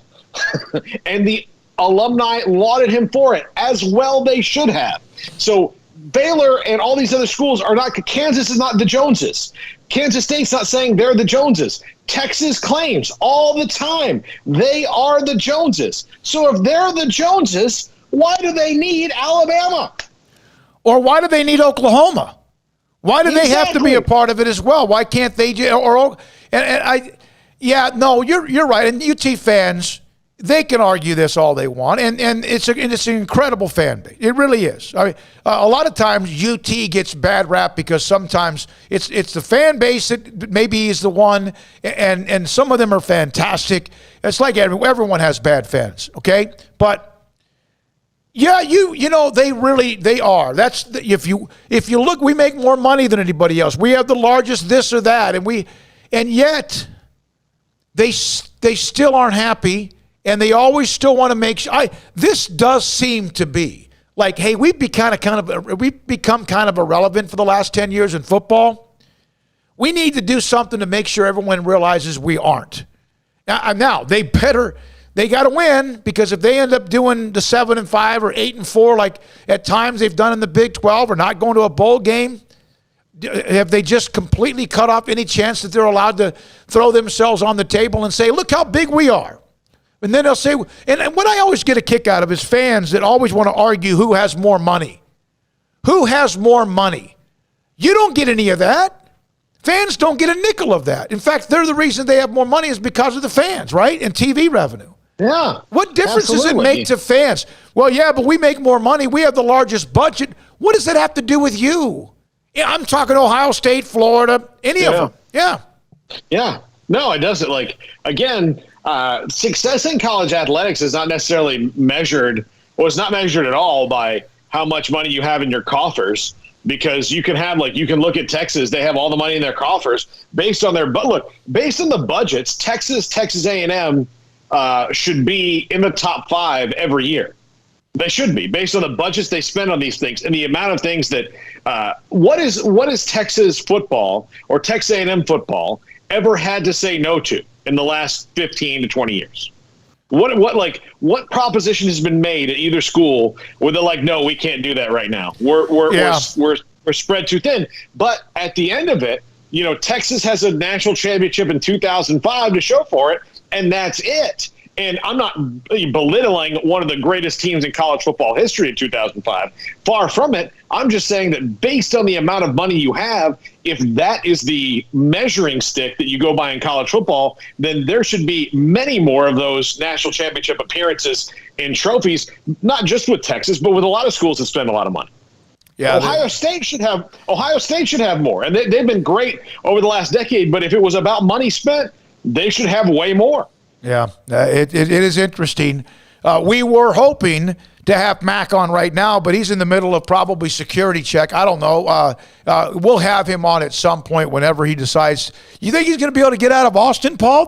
He may have just become, among Baylor fans who at times some don't always like his decisions, or mad because he let a Hall of Fame coach walked out the door, or the tailgate people. Did he just take his level of love from Baylor fan base to a highest level ever with that comment? Yeah, I've never been a person who would understand why you wouldn't like Mac Rhodes. But if you don't and you see him fighting for your school right now, you should respect Mac Rhodes. And again, letting a women's basketball coach walk out the door who's a Hall of Famer, yeah, blah, blah, blah. All those things. But the dude has taken Baylor, and I said this, we had Mark Stewart. It was in the studio today from Burke, Culch, and Ford, and we were talking about how Baylor has actually, in the immense amount of bad luck they've had in sports over the years, they had the right people at the right time. Look, Tom Stanton, even though he had to resign, was the AD that they finally listened to and said, listen, we've got to fundraise for athletics. We can't just kind of sit back and hope that ticket sales is what's going to make us our money. We need bigger donations to do that. And Tom Stanton was working on that when the Dennessy scandal hit and he was gone.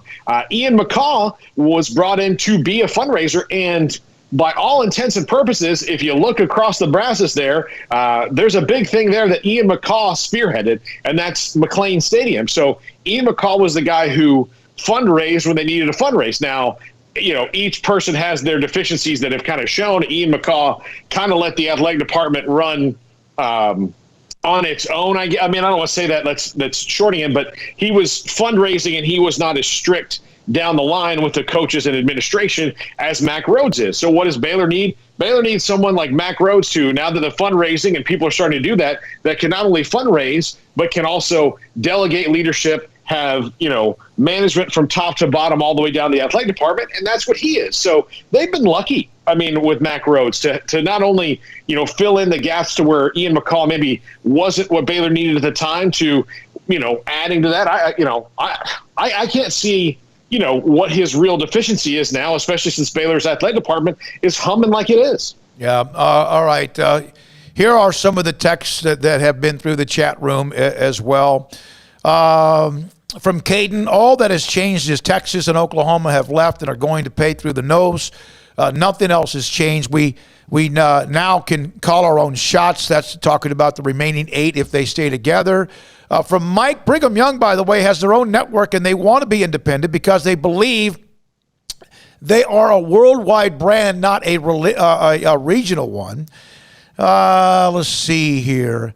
Texas Blue Blood brand was built on beating lesser talented programs. Now they are heading into a war zone. That's from Les Flick 1. There's a few of the Texas responses as well of what does Texas have to gain by staying in the Big 12 as it is now. They did win the overall athletic championship trophy the first time Stanford hasn't won it in forever. But this is not about swimming. And I know that they also were in the College World Series and the women in volleyball and track and field and all that other stuff. And the basketball team women were in the Elite Eight. I get that. It's about football. It's about football. And with Texas, their football decade has been sporadic at best. They had the flirtatious year when they beat Oklahoma, then lost in the Big 12 championship, but then beat Georgia.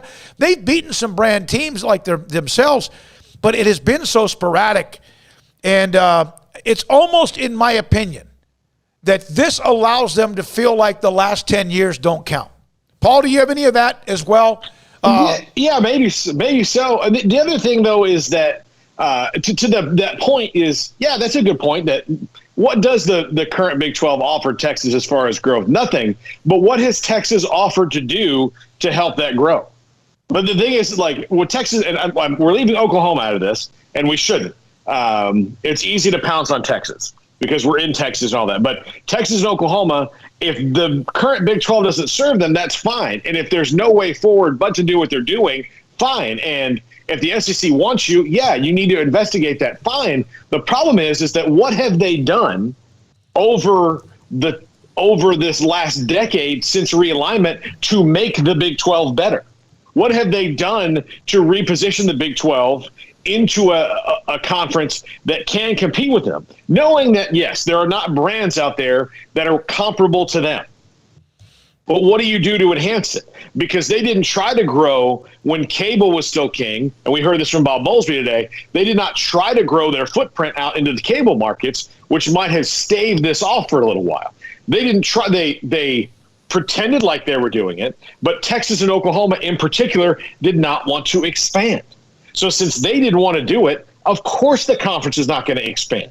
So it's kind of short-sighted or limited to say, what can the current Big 12 do for Texas? Yeah, that's part of it. But what has Texas done to try to change the nature of the current Big 12? From what I'm getting, from what we're hearing from the conference partners and the commissioner today, not much.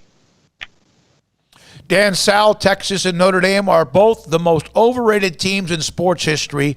I don't think history. I think at times their brand has allowed them to be ranked perhaps sometimes when they shouldn't be, or maybe if they win a game against somebody pretty good.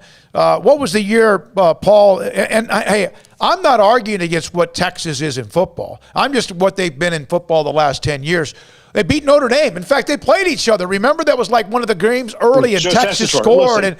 And that's when, of course, the famous Texas is back, and people use that all the time, and even they use it at times. This is the most overrated team in sports history, right here. The Dallas Cowboys. And you know what's interesting? Some of them are the same fan base. Some of them are the same fan base. I mean, a lot of them are. The remaining Big 12 will see Oklahoma win the conference for another year or two before we leave. Robert Zavala, that's what they've done. Texas is number one in merchandise selling college year in and year out, outnumbering the SEC once.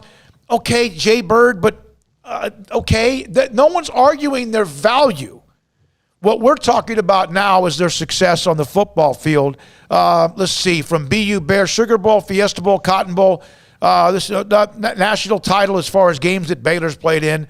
Can we agree to so much going on right now go back and read the articles written in the 80s about their complaints with the Southwest Conference. They're very similar, talking about Texas.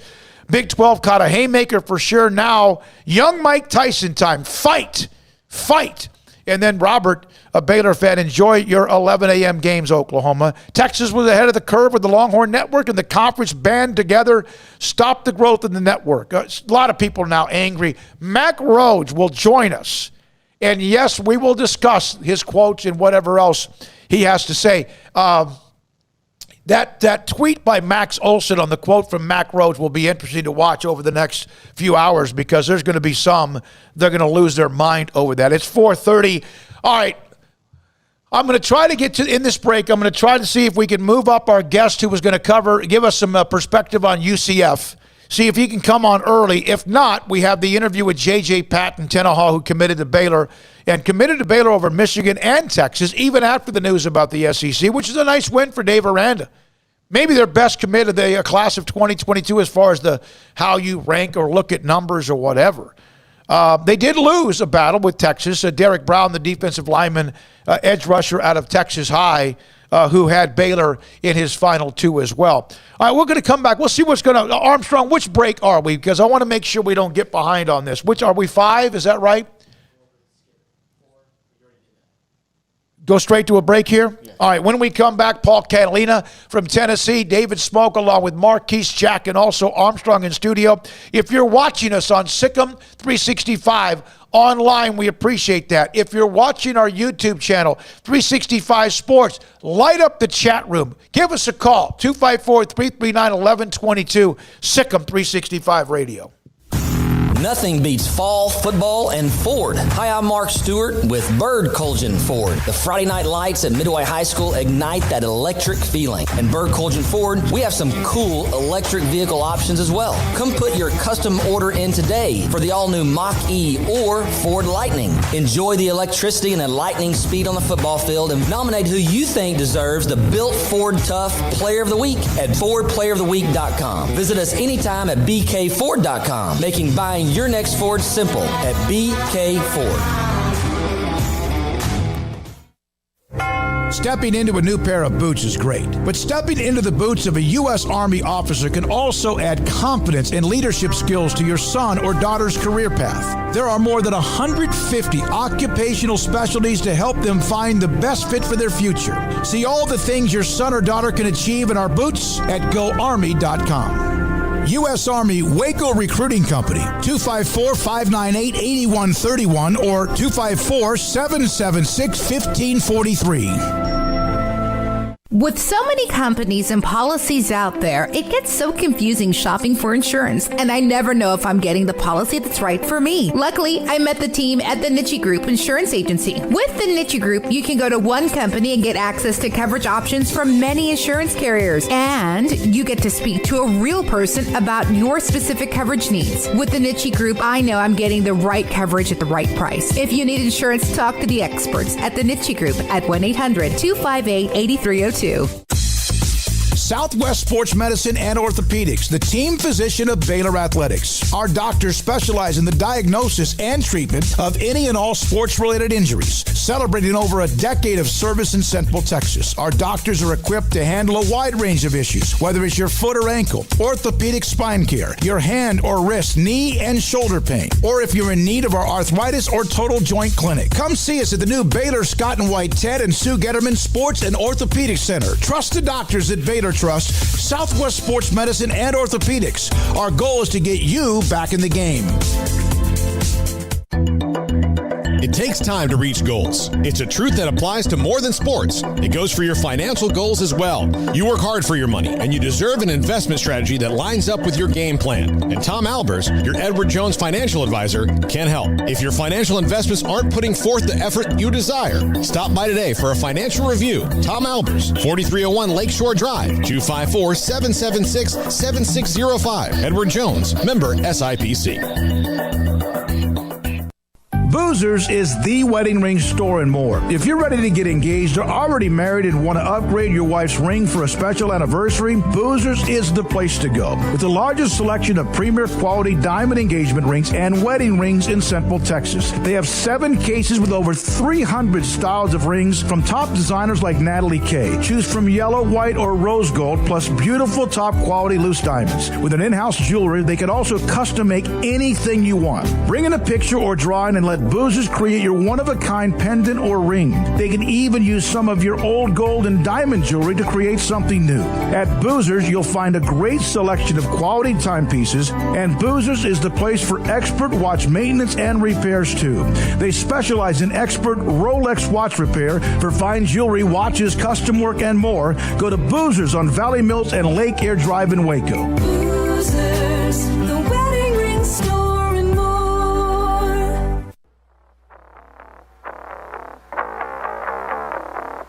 Welcome back to SicEm365 Radio. The SicEm365 Radio app is sponsored by Alan Samuels Dodge Chrysler Jeep Ram Fiat in Waco. Your friend in the car business at Loop 340 and east of 84. Come by. Let's be friends. Some of you asking about Mac Rhodes. We had him originally scheduled 4:20. Obviously, that Senate hearing is running long, and we'll get him at some point. Also going to try to rearrange a couple of other guests if we possibly can. I'm going to see if Brandon Hellwig of Rivals SicEm365.com, who covers UCF, could be available now. And if not, we have the interview with Tenaha wide receiver, the star from Tenaha High School, J.J. Patton, who committed to Baylor over the weekend. Man, all this is gone now in the text of the chat room. Are UT fans telling us how good they are, arguing against them from others that they're no longer a blue blood? No, they are a blue blood. No one has ever said they weren't. They're a blue blood. Texas is a blue blood. Even schools that have not won much of late remain blue bloods. Blue bloods is kind of like some of the original members of Augusta National who may not even be able to play golf anymore. So there are some tradition-rich teams that remain blue bloods, and Texas in football is a blue blood. And their athletic department overall, nobody is arguing how good it is. They just won the Sears Cup. It's been forever since anyone besides Stanford. Now, they changed some things up a little bit, but Texas is a blue blood. Texas is a blue blood, no question. So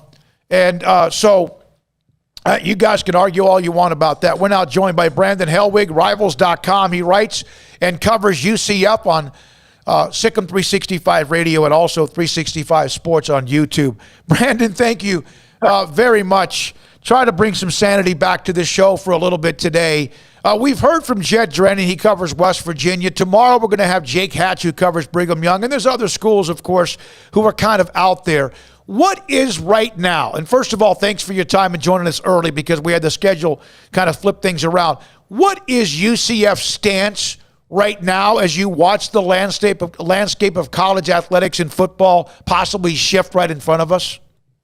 Yeah, well, with UCF, this conference stuff obviously has been a hot button issue really for years. UCF over 20 years ago, moved up to the Division 1A level, FBS football, and I was always about, improving, its hierarchy in college football with a better conference. Eventually was able to join Conference USA in the mid-2000s. That eventually led to, the Big East, which became the American after all the upheaval in the early 2010s. And, for UCF fans, obviously when the news came out a couple weeks ago that, this is real, that Texas and Oklahoma were on the verge of joining the SEC. Obviously, UCF fans got excited about realignment again. Of course, we all went through that in 2016 when it was kind of that dog and pony show with the Big 12. Oh, we're going to expand. Maybe not. Let's have presentations. And so, there's been some, people around UCF that have been kind of jaded by that process, but obviously everyone's, getting a little, I don't know if excited is the right word, but just kind of interested to see where UCF may fall into all of this. This is not just UCF person talking, but, a lot of people believe that, if you're looking at a group of five, or American Athletic Conference schools, probably, the two best schools that would be in line to potentially get a move up somewhere would be UCF and Cincinnati. So, UCF people obviously very interested to see what takes place, whether the Big 12, crumbles at some point, if, some of the schools continue to get picked apart by other leagues, or do they stay together? Do they try to backfill with other teams? So that's kind of, what UCF fans are kind of watching and following right now. Now, Brandon, I've had a few UCF fans or those have now tried to say that UCF, not say, but say it's true, that UCF in the Orlando market, which is, of course, a growing market with the city in Florida, outside of what Miami or Tampa or others might bring to the table, are they now the number one TV draw in Orlando, or is it still Florida, Florida State, or Miami? That's really hard to say. I would say no worse than two. But I think with UCF's rise in the last few years, just, the winning streak in 2017, 2018, and I think that really had, really helped in terms of UCF's ratings. I don't have the numbers in front of me. I know there's been data out there. If you Google just, UCF's ratings within this market, it wouldn't be a stretch to say UCF and Florida are probably neck and neck in the Orlando market. But, people like to bring up, I've heard people say, UCF's, a distant, fourth between Florida State, and Miami. That's not true at all. Miami is a non-factor in the Orlando market. Florida State is a factor, but I would wager UCF's definitely a larger factor than Florida State. And, I don't know how you would figure out who would be number one. Just my sense of just, being around town, growing up here and kind of seeing things change the last, 5 or 10 years. I would say that, UCF and Florida, I would say we're on somewhat equal footing in terms of, fan support around Orlando. Is that just recently because of the success when Scott Frost had the unbeaten team and the fact they've been able to kind of sustain that? Yeah. I think it's just kind of been a long time process, from, going, Division 1A in 1996 and kind of slowly building on that. But I would agree, prior to that, I would say UCF getting on campus in terms of where they play football. They played in the Orlando Citrus Bowl for years, which was, I don't know how many people are familiar with the city of Orlando. That's close to downtown. It's not close to campus. It wasn't a great atmosphere. Obviously, it's better. Football is designed to be played on campus on Saturdays, alumni come back and all that. When they moved on campus in 2007, and ironically, the opener, the very first game UCF played on campus was against the University of Texas. For everything going on. Now, that was the first game UCF played on campus. I think that kind of started it in terms of just kind of building, because UCF has tons. Their enrollment has been monster enrollment for years. I don't even know what the amount is now, 70,000 students. It's always been a very large university, and it's just kind of keeping those students engaged. And I think, obviously getting on campus was a big factor. And then, obviously the success of the last few years, and when Scott Frost came in, undefeated in 2017, going to the Peach Bowl, beating Auburn, I think that's kind of engaged the people who have, always, maybe weren't a diehard fan, but just kind of kept them in the back of their mind or kind of went to a game every once in a while. I think that kind of has engaged UCF fan base that much more, because you went from, UCF plays in a 45,000 seat stadium. We get pretty good crowds, wouldn't get, sellouts that often. But the last, 3 or 4 years, they've broke records for season tickets. They're basically selling out the stadium every year, and that's something we really didn't see, prior to 2017. Yeah, it's becoming what everyone believes is a commuter school, also a military online school. Is it becoming more of a campus school, or at least around the campus school, in your opinion? Yeah, that's kind of, when people, try to, maybe, say something negative about UCF, that's the word they kind of throw around. But that's kind of what's going to happen when you're in a major metropolitan area. Yeah, you're going to have some commuter students, but the university is so big, it isn't an attraction. I mean, it is a school that, draws in, enrollment from around the state of Florida. I mean, that's not really true anymore. That might have been more of a truer statement if you were going to describe UCF in the 1980s, maybe early 1990s. A commuter school may have fit then. It doesn't fit anymore. I don't have the stat in front of me, but I think UCF has more students living on campus in dorms than University of Florida.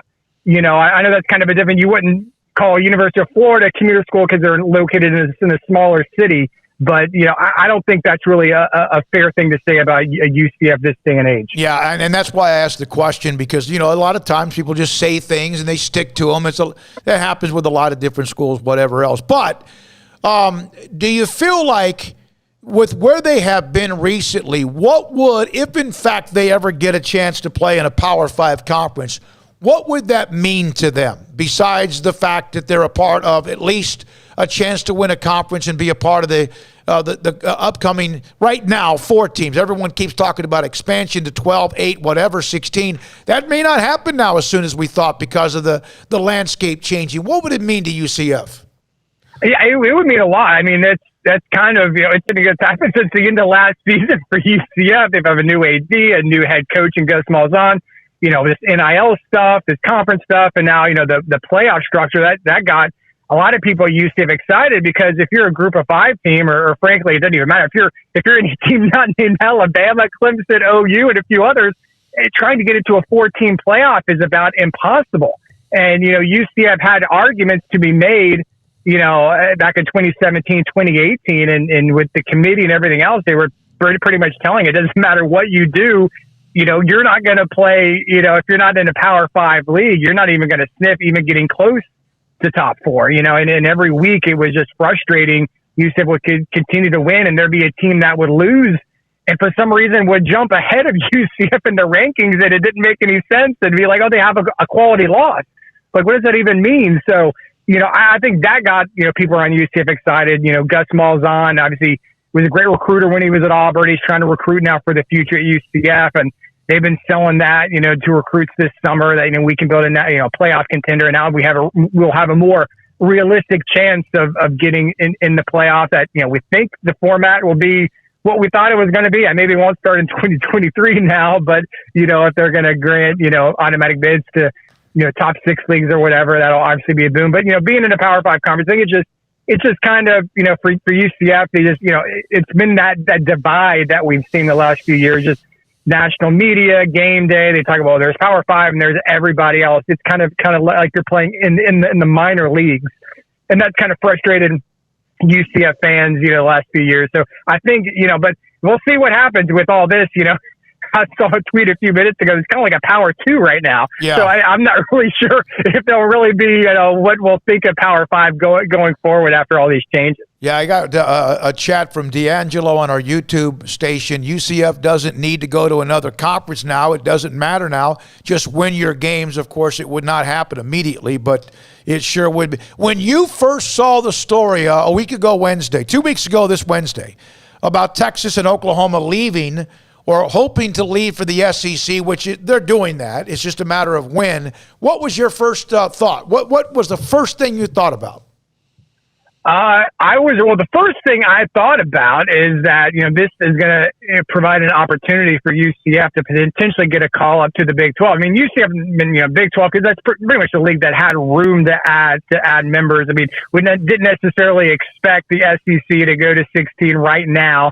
When I first, as someone who's been following this conference stuff, rumors have always been, conference realignment rumors have always been around. Like how 9 times out of 10 they're completely bunk. And when I saw who was reporting it that day, I think it was the Houston Chronicle. I'm like, this is real. I started texting everyone I know, like, you need to pay attention to this. This is legit. This isn't some random dude on Twitter, posting about it. This is really happening. I was surprised that it was happening now, because everyone knows about, TV deals and when they're up and the grant of rights, and it wouldn't be up for a few years. I remember reading that story back in the spring, how the Big 12 went to the TV partners and they kind of were rebuffed that, ESPN obviously didn't want to, start the negotiation process for the next TV. Now we know why, but I was just shocked that it was happening now. And I kind of wonder if I think the popular theory is that Texas A&M may have leaked this a little bit early because, I don't know, they were trying to blow it up or whatever they were doing. I kind of wonder, would we be where we are right now if that story had not have leaked? They went, from what we understand, 6+ months of negotiations. There were people in Texas, Oklahoma, ESPN, SEC, they knew about this, and there wasn't any sniff of anything to expect that it was going to happen now. So I kind of wonder if they were kind of going to wait till the end of this season. I don't know if anyone would admit that or not, but it's just crazy, how fast this thing went. And then when you saw what happened last week, I think it was like last Wednesday with, I guess it was Mike Oresco in the American Conference and cahoots with ESPN trying to recruit Big 12 team, and that was just nuts as well. That kind of makes me kind of question going forward with UCF, because we got to see what's kind of going on here between ESPN and the Big 12 leftovers. Yeah. Bob Bowlesby, is there an issue there? Because UCF's under contract, with an ESPN controlled league, and I think that's one thing that we all kind of forgot in this process. It's ESPN controls the shots. They tell people who to add. They tell people what their value is. They pretty much bankroll most of college football. So, it's kind of an interesting thing for if you're UCF or Cincinnati, no, your TV deal in the American isn't great. And the Big 12 is going to get paid pretty well the next, 3 or 4 years with exit fees in the current contract. But what about that post-2025 contract? What's that going to look like? Is ESPN going to be a bidder? And what might happen if you go away from ESPN? You're kind of in college football purgatory. You saw what happened to the NHL a few years ago when they went off of ESPN. And so that's kind of, another issue for UCF right now. If it gets to the point where, the Big 12 starts to reach out before too long to try to backfill for OU in Texas. Yeah. All right. Brandon, thank you, man. Appreciate you coming on early. We had you on early, then we moved it back or whatever. I don't know. But we had to rearrange the schedule again. Appreciate you being a part of the show. Good luck to UCF. I had a chance. I think I told you this. I thought I was texting you and I wasn't. But Gus Malzahn was in town In the spring of 2016, Baylor had just had their great recruiting class, and it was before that, right before Art Browse in the Pepper Hamilton report, and Browse was fired. I had a chance to sit down with him, and he kind of has that almost a little paranoia to him. He's a hell of a football coach. We know that, what he did at Auburn and what he's done before. But good luck with that, and I hope they continue to have success with UCF. All right, guys. Thanks. Thank you, Brandon Helwig. Rivals.com. He covers UCF on SicEm365 Radio and also on 365 Sports as well. Now, here's what's happened. The chat room has now become a bitch session. It has. Everyone's like, I'm bigger than you. You're bigger than you. Don't need, and that's okay. But one of the things I was most proud of the first week and a half is that it really was people with legitimate questions, legitimate opinions, and legitimate maybe concerns. And now it is, I'm bigger than you, I'm thicker than you, I'm better than you, I'm taller than you, we're bigger. And okay, do all that all you want. Get that out of the way. All right? Some that can't believe Mack Rhodes would have the audacity to actually take a shot at the University of Texas, because we understand that the only ones who are allowed to insult people are Texas, right? Well, welcome to the internet, Smokey. No, I know. And I love the audience from all the different directions, but there does seem to be kind of this, we're the ones that are allowed to tell you what to do and how good we are. How dare you take an insult or take a shot across the bow at us? You can't do that. Well, guess what? You're about to walk into a conference where that's what they do. And it's just something I'll get, here come the fire ants, here comes the parade, here comes the cavalry of the Texas fans. I think Texas is going to be fine in the SEC. I'm one of the few that has really actually said that. They'll be okay. Maybe even thrive at some point. But Mack Rhodes, turn it around. Had that been the AD at Iowa State or anywhere else, what he's being, that's what he thinks. And there's nothing wrong with him having an opinion. And what's wrong with everyone else that's left behind? Yes, grabbing for air, trying to fight for their lives. That's what they should do. That's what they should do to try to figure out a way to survive. And yes, we understand that Texas and Oklahoma have the nicer cars and the nicer houses and the bigger mansions and the gated communities and all of that. That's good. Go have your fun. Now the 8 need to just kind of let this thing kind of play itself out, be patient, and figure out what's next for them. Yeah, they do. They just wait it out as long as you can. I think that's what's going to be probably distressing this. Like every day we get like, Clemson and Florida State are talking to the SEC. Well, Clemson has already come out and denied that. So take that for what it's worth. And only one reporter in Clemson territory was reporting this at the time, and no one had confirmed it. And in fact, the only official statement is that it was not going on. I think we're going to see until we know exactly when Oklahoma and Texas are leaving, I don't think we're going to see a lot of other conferences say or do anything. Because if it's 2025, then we're going to, we'll find out, about 2023, this will really start to move. If it's 2023, then next year we'll have, in the next 18 months, we'll have a lot of shakeup. But I think that still will be determined by when Texas and Oklahoma are actually leaving. All right. When we come back, it's 4:54.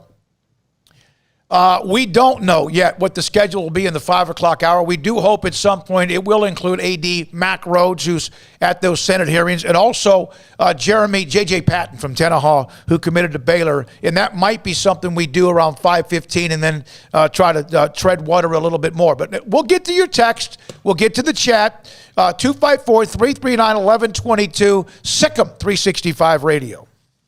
IdealMRI.com, right behind me on the set. They're the title sponsor of SicEm365 Radio. Dr. Rob Maxey and Ideal MRI, this is what they do. They find out what hurts a lot inside your knee, your shoulder, your back, or somewhere, and there's a reason for it. And you've been to the doctor, and the doctor says, hey, we need to get an MRI. Before you schedule an MRI, call Ideal MRI. Get online, idealmri.com, and check them out. Contact them and say, hey, I've heard some great things about you. One, they have a state-of-the-art MRI machine. Of course they do. You need that. And they have that. I've been inside their MRI machine a couple of different times, had a shoulder issue. Orthopedic surgeon knew what it was, but he said, let's go ahead and check it out. And Dr. Rob Maxey and company gave me a call and the video even by the end of the day. Here's also what makes them special. $497 or less every single time you get an MRI. $497 or less every single time, and they'll also help you with your insurance company. So if you need to find out what hurts that keeps you from sleeping or working or functioning or what, it's idealmri.com. Make the summer sales event as rocking at Allen Samuels with the 2021 Ram 1500 Quad Cab Lone Star with total values up to $5,250 or 2.9% for 72 months plus $1,000 bonus cash. The 1500 Crew Cab has the top safety rating and is ranked number 1 in full-size pickup trucks. Allen Samuels, 201 West Loop 340. Come by. Let's be friends. See dealer for details. All offers have credit requirements. It's time to fire up the grill, heat up the oven, or get that deep fryer going to enjoy the top quality products at Waco Custom Marketplace. Order 30-pound sacks of live crawfish by 6 on Wednesday. Pick up on Friday afternoon after 2 or Saturday. Enjoy the weekend. 30-pound sacks of live crawfish available right now for $4.25 a pound. Find all the crawfish boil ingredients you need, including red beef potatoes, sausage, corn cobettes, and Louisiana boil seasoning. Make your order for live crawfish by Wednesday at 6. Pick up on Friday after 2 or all day Saturday and enjoy the weekend. Waco Custom Marketplace, your home for fresh baked kolache, cinnamon rolls every day. Butcher shop to cut your steaks the way you want. Fresh seafood, summer sausage, boudin, house cured and smoked bacon, spices, seasonings, soup mixes, and more, and weekly gift boxes for any occasion. Waco Custom Marketplace, 425 Lake Air Drive in Waco, or WacoCustomMarketplace.com.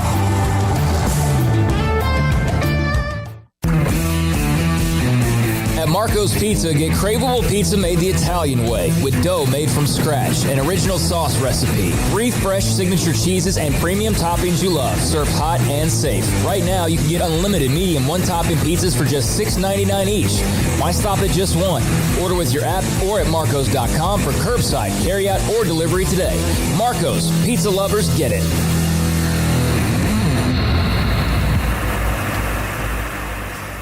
Parenting is full of surprises. You never know what to expect.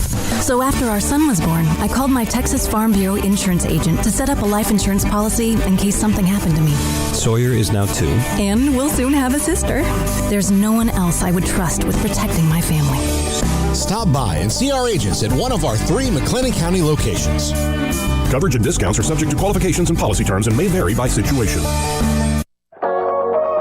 Waco Regional Tennis and Fitness was built to help give you a chance to enjoy elite tennis facilities and also remain fit or reshape your body. Now Waco Regional Tennis and Fitness has gone through its own physical changes. There are 7 large flat screens stretched across the main and improved weight room with Wi-Fi available and their own app to enjoy news, business, weather, or sports channels. The beautiful sound of active treadmills and elliptical machines, group exercise classes throughout each day, a new ballet bar for bar classes, a new look lounge and bar with beer and wine with more large flat screens available. Touchless water fountains outside each spacious men's and women's locker rooms, showers, sauna, and whirlpool. Upgraded PA system throughout the world-class tennis courts and lessons for adults and juniors. I promise you'll look and feel better. You just need to walk through the front door. Also, Waco Regional Tennis and Fitness with personal trainers Christy London and Randall Corley. 40-plus group exercise classes, including twice-a-week boot camp. So start today, not tomorrow, at Waco Regional Tennis and Fitness on Lakeshore Drive in Waco. Welcome back to SicEm365 Radio. Are you a SicEm365 superfan? Then try out our premium subscriptions at SicEm365.com. All right, short segment here, and then we're going to take a commercial break and come back with my conversation. Not all of it, but a part of it, about 5 or 6 minutes with a young man named J.J. Patton, Jeremy Patton, from Tenaha High School. Tenaha, and for the longest time, it's been for me in the business of nearly 40 years when I started working in Lufkin, Texas, which is Lufkin, Nacogdoches, a market in the East Texas, where I saw 99% of everybody misspell the name of Tenaha. It's Tenaha, but it's Tenaha. I know that doesn't mean something to if you're in Baton Rouge or Tuscaloosa or Columbus or wherever you might be. But the young man, J.J. Patton, committed to Baylor over the weekend. And his last group of teams was Michigan, Baylor, and Texas. And so we'll have that conversation here momentarily. And what he had told Michigan, and yet also did the SEC changes, did that affect him in any way in his decision to eventually commit to Dave Aranda? And who was the one, an All-American linebacker, who called him to give him the respect he had of playing under Baylor head coach Dave Aranda? All right, back to the chat room, also the text line, 254-339-1122. And I mentioned this earlier, one thing Mack Rhoades also said today in his testimony in front of the Senate, the Texas Senate, is yes, this would possibly affect whether or not they get to build or at least go ahead or start with the arena. No doubt about it. One, it was COVID, and then they win a national championship, and everyone gets kind of thirsty for that. Hey, and now this could slow things down yet again. This could slow things down again. I can't imagine that it wouldn't, at least a little bit. I mean, you want to know, not all the money is going to come from donations. A lot of the money is going to come from the TV contract, or to buoy that, or to know, like, is it worth it with a TV contract that for every sport would go down, including men's basketball, if you're not in the Power 5 conference anymore. So, yeah, I would imagine it would slow it down. And that's one of the reasons why, to the Texas and Oklahoma fans, mostly Texas fans in our chat room saying, boo-hoo, poor baby. Like, yeah, like this affects them. They're going to have less money. Like, let's go to your job and tell you you're going to lose most of your salary, and then you have to stay and see how you feel. Yeah. Sucks. Yeah. Yeah. And so it is what it is, right? I hate that term, but I just used it. So what the hell? It's okay. So you have more money, you have more power, and you get to now flex it, use it, take advantage of it. That doesn't mean those who are trying to survive are being a bunch of whiny babies. Bob Bowlesby, Paul, correct me if I'm wrong, he did say that Texas and Oklahoma represented about 50% of the value of the annual revenue, the TV revenue that the Big 12 was receiving, correct? Yeah, you are correct in saying that. So losing that, I mean, that's you can't. The point they're making is Texas know you are gone. We need to find some way to make sure that the Big 12 stays together and grows somehow. So let's talk about it, because right now those answers are not clear. And the way that Texas and Oklahoma did it did not set them up for any kind of long-term plan. They've had to pick themselves up off the mat because they took a haymaker when they weren't looking. And Bob Bowlesby even said, if not for a leak 2 weeks ago, Oklahoma and Texas would still be in meetings with the Big 12 and not have told them. Think about this. The only reason they had to accelerate their application to the SEC was because it leaked. Had it not leaked at all, we wouldn't even know yet, because they could have kept it secret until they had figured out more of the ways around paying out the money. The leak has cost them probably immeasurable amounts of money in legal fees. Had they been able to keep it under their hat for another, year or 18 months, maybe then they pay less. But now the water's got muddy because, let's face it, probably Texas A&M leaked this thing. Yeah, since the Wednesday 2 weeks ago, it seemed like it was like yesterday. But I guess we're coming up on 2. And I made this comment earlier, and a lot of people, I guess, nothing has changed really other than just speculation, rumor, which is really kind of how we live now with whether it's sports, politics, or whatever else. Nothing really has changed other than the fact we now know more and things are official. Paul, how long do you think Texas and Baylor will be a part of, Jesus, here comes some more chat room. How long do you think Texas and Oklahoma will play in the Big 12? I say this has got to be no more than one more year. Like this season, they got to go, right? They want to go. Let them go. Find a way. I would say yes. I would think that maybe because of the fact of what I just said, that this threw a wrench in the plans. It might be 2 years just because of, legal wrangling. But I think that ultimately there will be some sort of agreement to let them go. But if I'm the Big 12, unless I'm getting most of that money, I'm not letting them go. I'm going to stay and make them play. I'm going to say, here's what I want. I want them and ESPN, as long as I'm in, up S Creek without a paddle, I want them to play the games that they've decided they hate playing at 11 o'clock in the morning. I want Texas and TCU to kick off at 11, and I want TCU to be thrilled that it's 11 o'clock. That's what I want. Like, I want the television thing to come down. Oklahoma, the Bedlam, guess what? Not at 7 p.m. It's going to be 11 a.m. Why? Because guess why? You know why. And do that as long as they can, because clearly that's what they were mad about. And instead of working it, I think that's the thing that the Big 12 is mad about. I think ultimately the Big 12, leaders are not naive enough to think that shakeouts weren't going to happen. It's that they found big issues with the conference, OU and Texas did, and instead of admitting their own role in those issues, one, and two, coming to the league and saying, what do we do to make ourselves better and better position ourselves for the 12-team playoff? They just said, we're done with you guys. That's it. We don't want to talk about it. We don't care. We're moving on. It's over. That's it. You want to move, fine, but at least pretend like you cared about this partnership. When that game, when when Nebraska-Oklahoma came back, which as a Nebraska fan, a lifelong Nebraska fan, I don't know if I want that game coming back. But again, I hated that it ever ended. No matter if there would have been 10 straight Oklahoma wins or not, because everyone beats Nebraska right now. But Joe Castiglione made it pretty clear they were angry. 11 o'clock start with that game.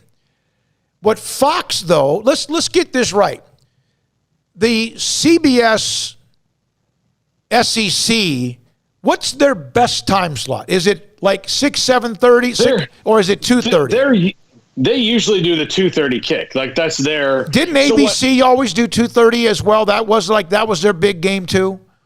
Yeah, and now it's moved into prime time. So the 11, Fox is. I think Fox is probably a little incensed by this, because their whole plan this whole time was to make that 11 o'clock kick a good game, or a game that people would want to watch, and so that every time slot, every network has their time slot that maybe they can flourish in. So the 11 o'clock games on the other networks may not be as good as Oklahoma and Nebraska, but they have, that's the best game they have. That's their best window, so they're going to put it there, especially maybe even in that same week where, CBS might have a better marquee SEC game at 2:30, and ESPN ABC might have a better game at 6:30 or 7.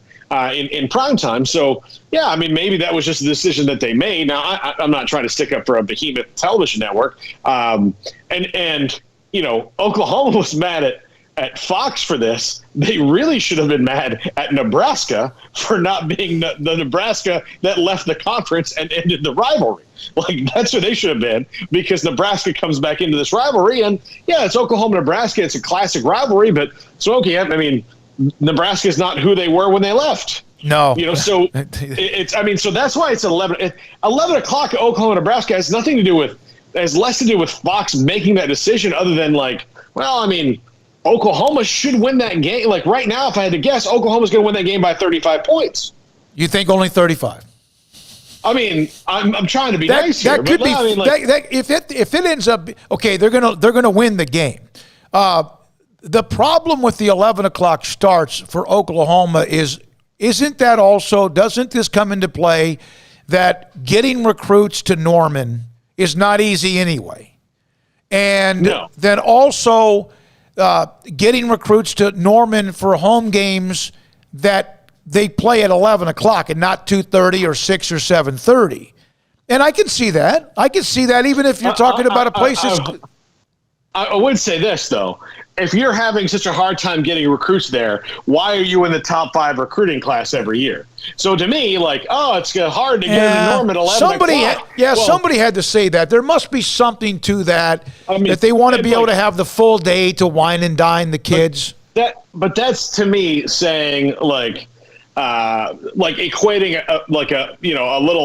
a stomach ache to, like, oh man, my stomach hurts a bit, to a full on like virus. Like, you don't, like, you're not on the toilet, you're fine.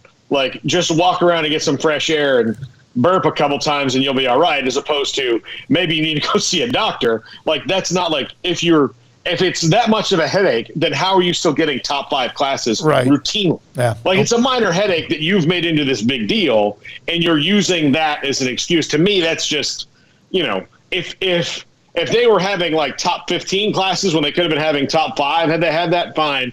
But again, I don't buy it. Here's an interesting, actual, legitimate question we have on the chat room from Cole ATX. He's a Texas alum. He goes, what existing Big 12 games and rivalries, if any, do you think will survive Texas? Will they continue any of the non-conference games with Texas Tech, Oklahoma State, Baylor, anybody? Oklahoma and Oklahoma State is on life support right now, just like the A&M and Texas rivalry. I would think that Bedlam might continue. Look, if I were Oklahoma State, because that's my number one rival, and I can be bitter and angry about it all I want, I would not want to be where the A&M Texas rivalry has been for the last decade. In every press conference, every year, whenever the ADs talk, do you want to play Texas or A&M again? What do you think that's going to happen? I would just find a way to swallow my pride and do it, even if it meant taking a couple years off in the scheduling, just because, as Oklahoma saw with Nebraska, you lose one, it's really hard to get it back. Yeah, no, it is. It's very, very difficult. Okay, we're going to take another break. Paul is in Tennessee. Flight canceled early this morning, and so he's at Dolly's World tonight or something. And then also on top of that, whatever you're going to be. And then on top of that, Mac Rhodes will join us, we hope, between now and 6 when we're off the air. My God, we have to get him on. We might have to just stay here a little bit longer after his day in Austin. He's got some discussion with us to do, and apparently has thrown down a couple of haymakers. That, oh, my God, there's some people offended by those as well. But coming up next, J.J. Patton from Tenaha High School. He woke up a couple of days last week, and it looked like he was going to commit to Michigan. He eventually committed to Baylor. He also liked Arkansas. He was very much involved in being recruited by Texas as well. So even with all the landscape of who's going to be the haves and haves not, this story of interest with J.J. Patton from Tenaha, and my conversation, about half of the overall conversation with him, and then hopefully by the time that's over, we get Mac Rhodes to discuss a lot of things about the changes in college football, and this is SicEm365 Radio. PettyClinicalOT.com. Dr. Kent Petty can help you become the high-performance man that you want and need to be. How does he do that? Get your lab work, get your blood work, contact them, PettyClinicalOT.com. In the upper left-hand corner, there's an email and a phone number. Contact them, tell them I sent you. And Petty Clinic will then set you up to get your blood work at a lab. They'll get the results, and Dr. Petty will look at your testosterone levels, and if they're too low, he can help put you in a program that helps you become the high-performance man that you need to be. It could be sleep, it could be focus, it could be energy, it could be sex drive, it could be some of them, all of them, or a part of them. And oh, by the way, 1 out of every 3 men have symptoms of low testosterone. PettyClinicalOT.com. Dr. Kent Petty can help you become the high-performance man you used to be, need to be, and want to be. With more than 160,000 alumni worldwide and counting, the Baylor family is growing. And through the university's expanded Baylor alumni program, the family is growing closer. With hundreds of local volunteers planning events in cities and towns around the country, you can gather with fellow Bears no matter where you are. So, get connected, get something started, get involved, and make plans to get together with Baylor alumni. Visit us at baylor.edu/alumni. One size fits all. That may be all right for an adjustable belt or cheap sunglasses, but when it comes to your financial needs, no one wants a one-size-fits-all strategy. Ben Erlinson, your Edward Jones financial advisor, knows that his most important goals are yours. That's why he takes the time to understand your needs, knowing you. That's how Edward Jones makes sense of investing. Ben Erlinson, 100 North 6th Street in Waco, 254-759-8533. Edward Jones, member SIPC.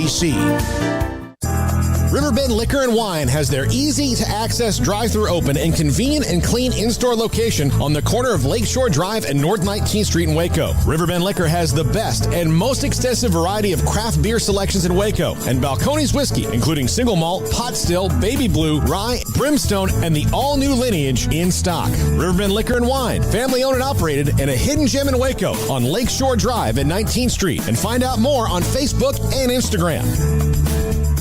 At Impact Research Institute, we can help you identify if you have non-alcoholic fatty liver disease and measure for liver stiffness or scarring. If you or a loved one has diabetes, high cholesterol, hypertension, obesity, or concerns about your liver health, Impact Research Institute may be able to help by providing liver health screenings quickly at no cost, physician counseling, and opportunities to qualify for clinical trials. Visit us at impactresearchtx.com for more. I hate my job, but I don't mind getting up in the morning. I dread each day, but I can't wait to get out of bed. You ask me why, and what I'll say to you is true. Well, you can get breakfast tacos at Rudy's Barbecue. Scrambled eggs and brisket, they ain't fooling around. Salsa drap, son, they're the best in town. Barbecue for breakfast, yes, it's true. Put a smile on your morning at Rudy's Barbecue. Next in line. At Ideal MRI, we feel blessed to be a part of the Waco community. We're a small family business right here in Central Texas, and our goal is to bring down the cost of healthcare while maintaining high quality. At times like this, the cost of healthcare has never been more important, and unfortunately, significant illnesses and injuries still occur. That's why Ideal MRI is open and here to serve you through the difficult time. We offer premium MRIs just like a hospital with state-of-the-art technology and specialists, but you'll pay less. Sometimes thousands of dollars less, whether you're using insurance or not. At Ideal MRI, we accept most insurance and there are no hidden costs, even offering financing if that's needed. Everything included in the price, and you'll not get something as a surprise in the mail later on. If you need an MRI, ask your doctor about Ideal MRI. They'll know. You can schedule an appointment safely from home online in minutes at idealmri.com or give us a call, 833-IDEAL-MRI, idealmri.com. Welcome back to SicEm365 Radio. Williams in motion, play action for Daniels. Backside pressure. Down he goes, back at the 39. The Bears got there. The 5 o'clock hour is sponsored by Edward Jones Investments with financial advisor Tom Albers, staying in touch with you and your money through these difficult and changing times. Edward Jones, making sense of investing. Here's David Smoak and Paul Catalina. All right, just spoke with somebody connected to Baylor and, of course, Mac Rhodes, the AD at Baylor. Just finished wrapping up his time recently, and there are still, I think, at least 2 or 3 other witnesses, is what they call them, in this Senate hearing down in Austin. And so I don't know. I don't know if we're going to get Mac on today. I do know that if we don't, we'll have him right off the top pretty much tomorrow. So stay tuned for that. Disappointed, but also that you know, he's busy. And that's okay. But I did last night have a chance, yesterday evening, to speak to J.J. Patton, the young man from Tenaha High School. If for those of you that don't follow Texas high school football, and of course today's a big day for a couple of reasons. One, today's the first day that teams can start to practice, other than the bigger schools that go through spring drills, which is back, of course, 3 months ago. So everybody started working out today. And then also the Quinn Ewers decision, the South Lake Carroll quarterback, that he's going to bypass his last year at South Lake Carroll and enroll at Ohio State University. And in high school football in Texas, the largest classification is 6A. And Allen High School, Kyler Murray, et cetera, has about 6,000 students. And then the smallest is actually 6-man. But in the A classifications, Class 2A, you could have 200-300 students maybe in a school. Tenaha is a very successful program at a very small level when it comes to enrollment. They've won state championships. They've had great players in the past. And one of the ones now getting a lot of attention is J.J. Patton. And I had a chance. I put up most of the interview in the premium section of SicEm365.com. But here's part of my conversation with the young man who committed to Baylor. If you don't mind, kind of give the story behind Devin White, who plays for the Super Bowl champion Buccaneers. He played at LSU. He was there when Aranda was there as defensive coordinator. What was his call like to you? It was shocking, to be honest. Not every day you get a call for somebody like that. So I had to take it all in to start with. But when I asked him about Coach Aranda, and I asked him about Baylor, he told me straight up, man, I've never been to Baylor. I don't know much about Baylor. He said, but I do know Coach Aranda's there. And he told me right off the top, Coach Aranda, he's all about the person, man. He said he truly believes if you're a good person, you will be a great player. He said, so just having Aranda in his life, really, really helped him in ways I can't even imagine. He told me Coach Aranda really, really wanted to know the better him, really pushed him to be his better self overall, and he said that's priceless to him. So he knew I'd be taken care of if I was playing under Aranda. You recognized that. When did you recognize that in Coach Aranda?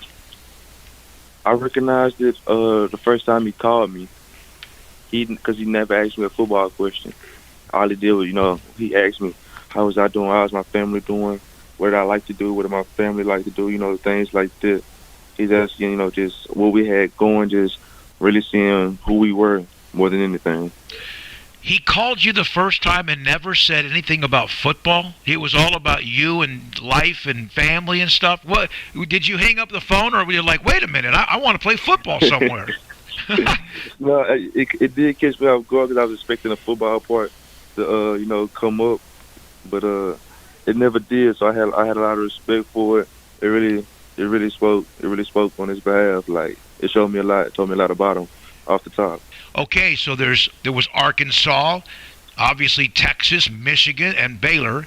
When did you make up your mind? Who, if you would have called the first person you thought you were going to Saturday morning to commit to, I kind of heard stories that perhaps you had a silent commitment to Michigan. I don't know if that's true. Let me see if I can start this. Okay, Thursday prior to that Saturday, I had talked to Michigan. I was like, you know what? I've been thinking about it. I was like, Michigan, all the connections, Harbaugh, Coach Matt coming. I said, man, you can't pass the opportunity. You're gonna be away from family, but you know what I'm saying? It's a good deal. If it's 40 years after that, you're gonna be set up. I'm like, okay, I'm just gonna go to Michigan. So I prayed on it that night, prayed on it the next night. So that Saturday morning, I woke up. I had prayed again, and I was just sitting in my room thinking. Mind you, I woke up at like 7. I stayed in my room till like 3 that day, just thinking. I was like, man, something don't feel right. And I had I got my Bible verse. It popped up to me, and what it had said, it kind of shocked me because I had been looking for a sign. And like when I got the sign of what it said, I was like, man, I ain't ready to leave my family. I know where I need to go. I need to go around people that's trying to be successful and preaching on me, harping on me being a better person than anything. And it came to me off rip. I said, man, that's Baylor. It wasn't just a mind thing. It was something I felt in my heart, and I feel like it was, a God-sent message. So I ran with it, and I'm loving my decision. Who was the person you talked to first about committing to Baylor? It had to be Coach Nance. I didn't talk to any of my family members because I didn't want them to get the big kid, get the ideas if they didn't know to the last minute until I picked up a hat. So I was just talking to Coach Nance about it, and he was really the guy telling me not only, he works for Baylor, but he was telling me that he understood whatever decision I made, and he let it be known that I couldn't go wrong with, wherever I went. What was his reaction? Man, he put on the Baylor helmet. He was yelling and everything, saying welcome to the family, man. it was going crazy. It was crazy. Texas and Oklahoma making themselves known that they wanted to go to the SEC, and it's kind of just like tip college football, not on its ear, but it obviously affects them. It affects a lot of teams. It affects Baylor. Did that ever come into play at all? And did that ever come into play when it comes to Baylor? It did. It most definitely did. Seeing how Texas and OU were supposed to be going to the SEC or going to the SEC, it definitely gave me something to think about. Like, I know I got a chance to go, you know what I'm saying? Like you said, play top tier football. Then I started thinking about Baylor. I was like, but I feel like I can get, you know what I'm saying? I feel like I can go to the league from any school, wherever you go. It's like you put the work in, you can go. So I said, if I can get developed, I said, if Coach Rand can develop me like he developed Devin White, Patrick Queen, you know, and multiple other guys, I said, then I'll be in good shape, you know. Well, I know one thing. Because of the last week and a half, Baylor fans have been looking for something positive, you know. Obviously, there were a couple of players that committed. Derek Brown at Texas High committed to Texas. You were down to making a decision. Do you realize, or did you feel the impact of what your decision meant to Baylor football fans? To be honest with you, I didn't. Like, I didn't even know what I had just did. Like, I didn't know it was going to have, like, that much of an effect. Coach Nance was sending me up.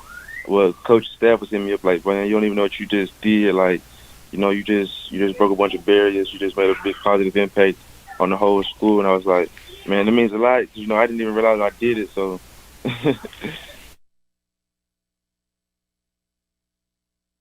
So that's J.J. Patton, Tenaha wide receiver. He's being recruited as a defensive player by Baylor and other schools as well. One note about him, Brian Nance is the one that recruited him. Not exclusively. Brian Nance was a player at Baylor, and I think this is his first hit as far as a player committing to him. So the young coach and former Baylor defensive lineman gets the commitment to Dave Aranda and Baylor. All right, when we come back, those of you on the chat room, those of you in the text line, we're going to open the lines up to you, 254-339-1122. It doesn't appear as if we're going to end up with Mack Rhodes. I'm as disappointed in that as anybody, but it's not his fault. I mean, this deal, legislative Senate meeting, whatever, in Austin has just gone on forever. So, having said that, we're going to come back, calls. Paul's going to rejoin us a little bit later on from Tennessee, where he got stuck today.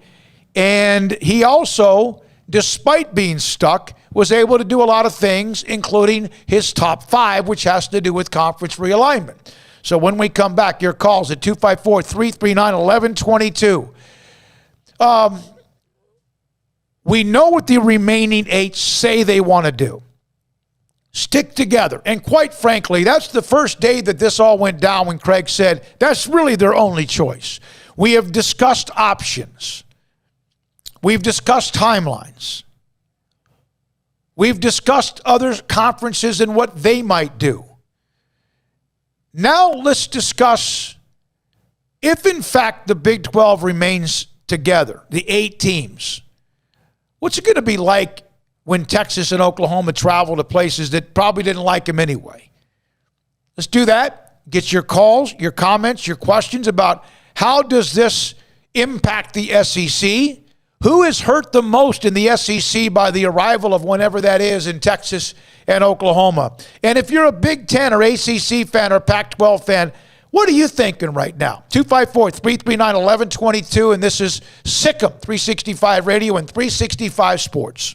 Boozers is the wedding ring store and more. If you're ready to get engaged or already married and want to upgrade your wife's ring for a special anniversary, Boozers is the place to go. With the largest selection of premier quality diamond engagement rings and wedding rings in Central Texas. They have 7 cases with over 300 styles of rings from top designers like Natalie Kay. Choose from yellow, white, or rose gold, plus beautiful top quality loose diamonds. With an in-house jewelry, they can also custom make anything you want. Bring in a picture or drawing and let Boozers create your one-of-a-kind pendant or ring. They can even use some of your old gold and diamond jewelry to create something new. At Boozers, you'll find a great selection of quality timepieces, and Boozers is the place for expert watch maintenance and repairs, too. They specialize in expert Rolex watch repair for fine jewelry, watches, custom work, and more. Go to Boozers on Valley Mills and Lake Air Drive in Waco. Boozers, the wedding ring store and more.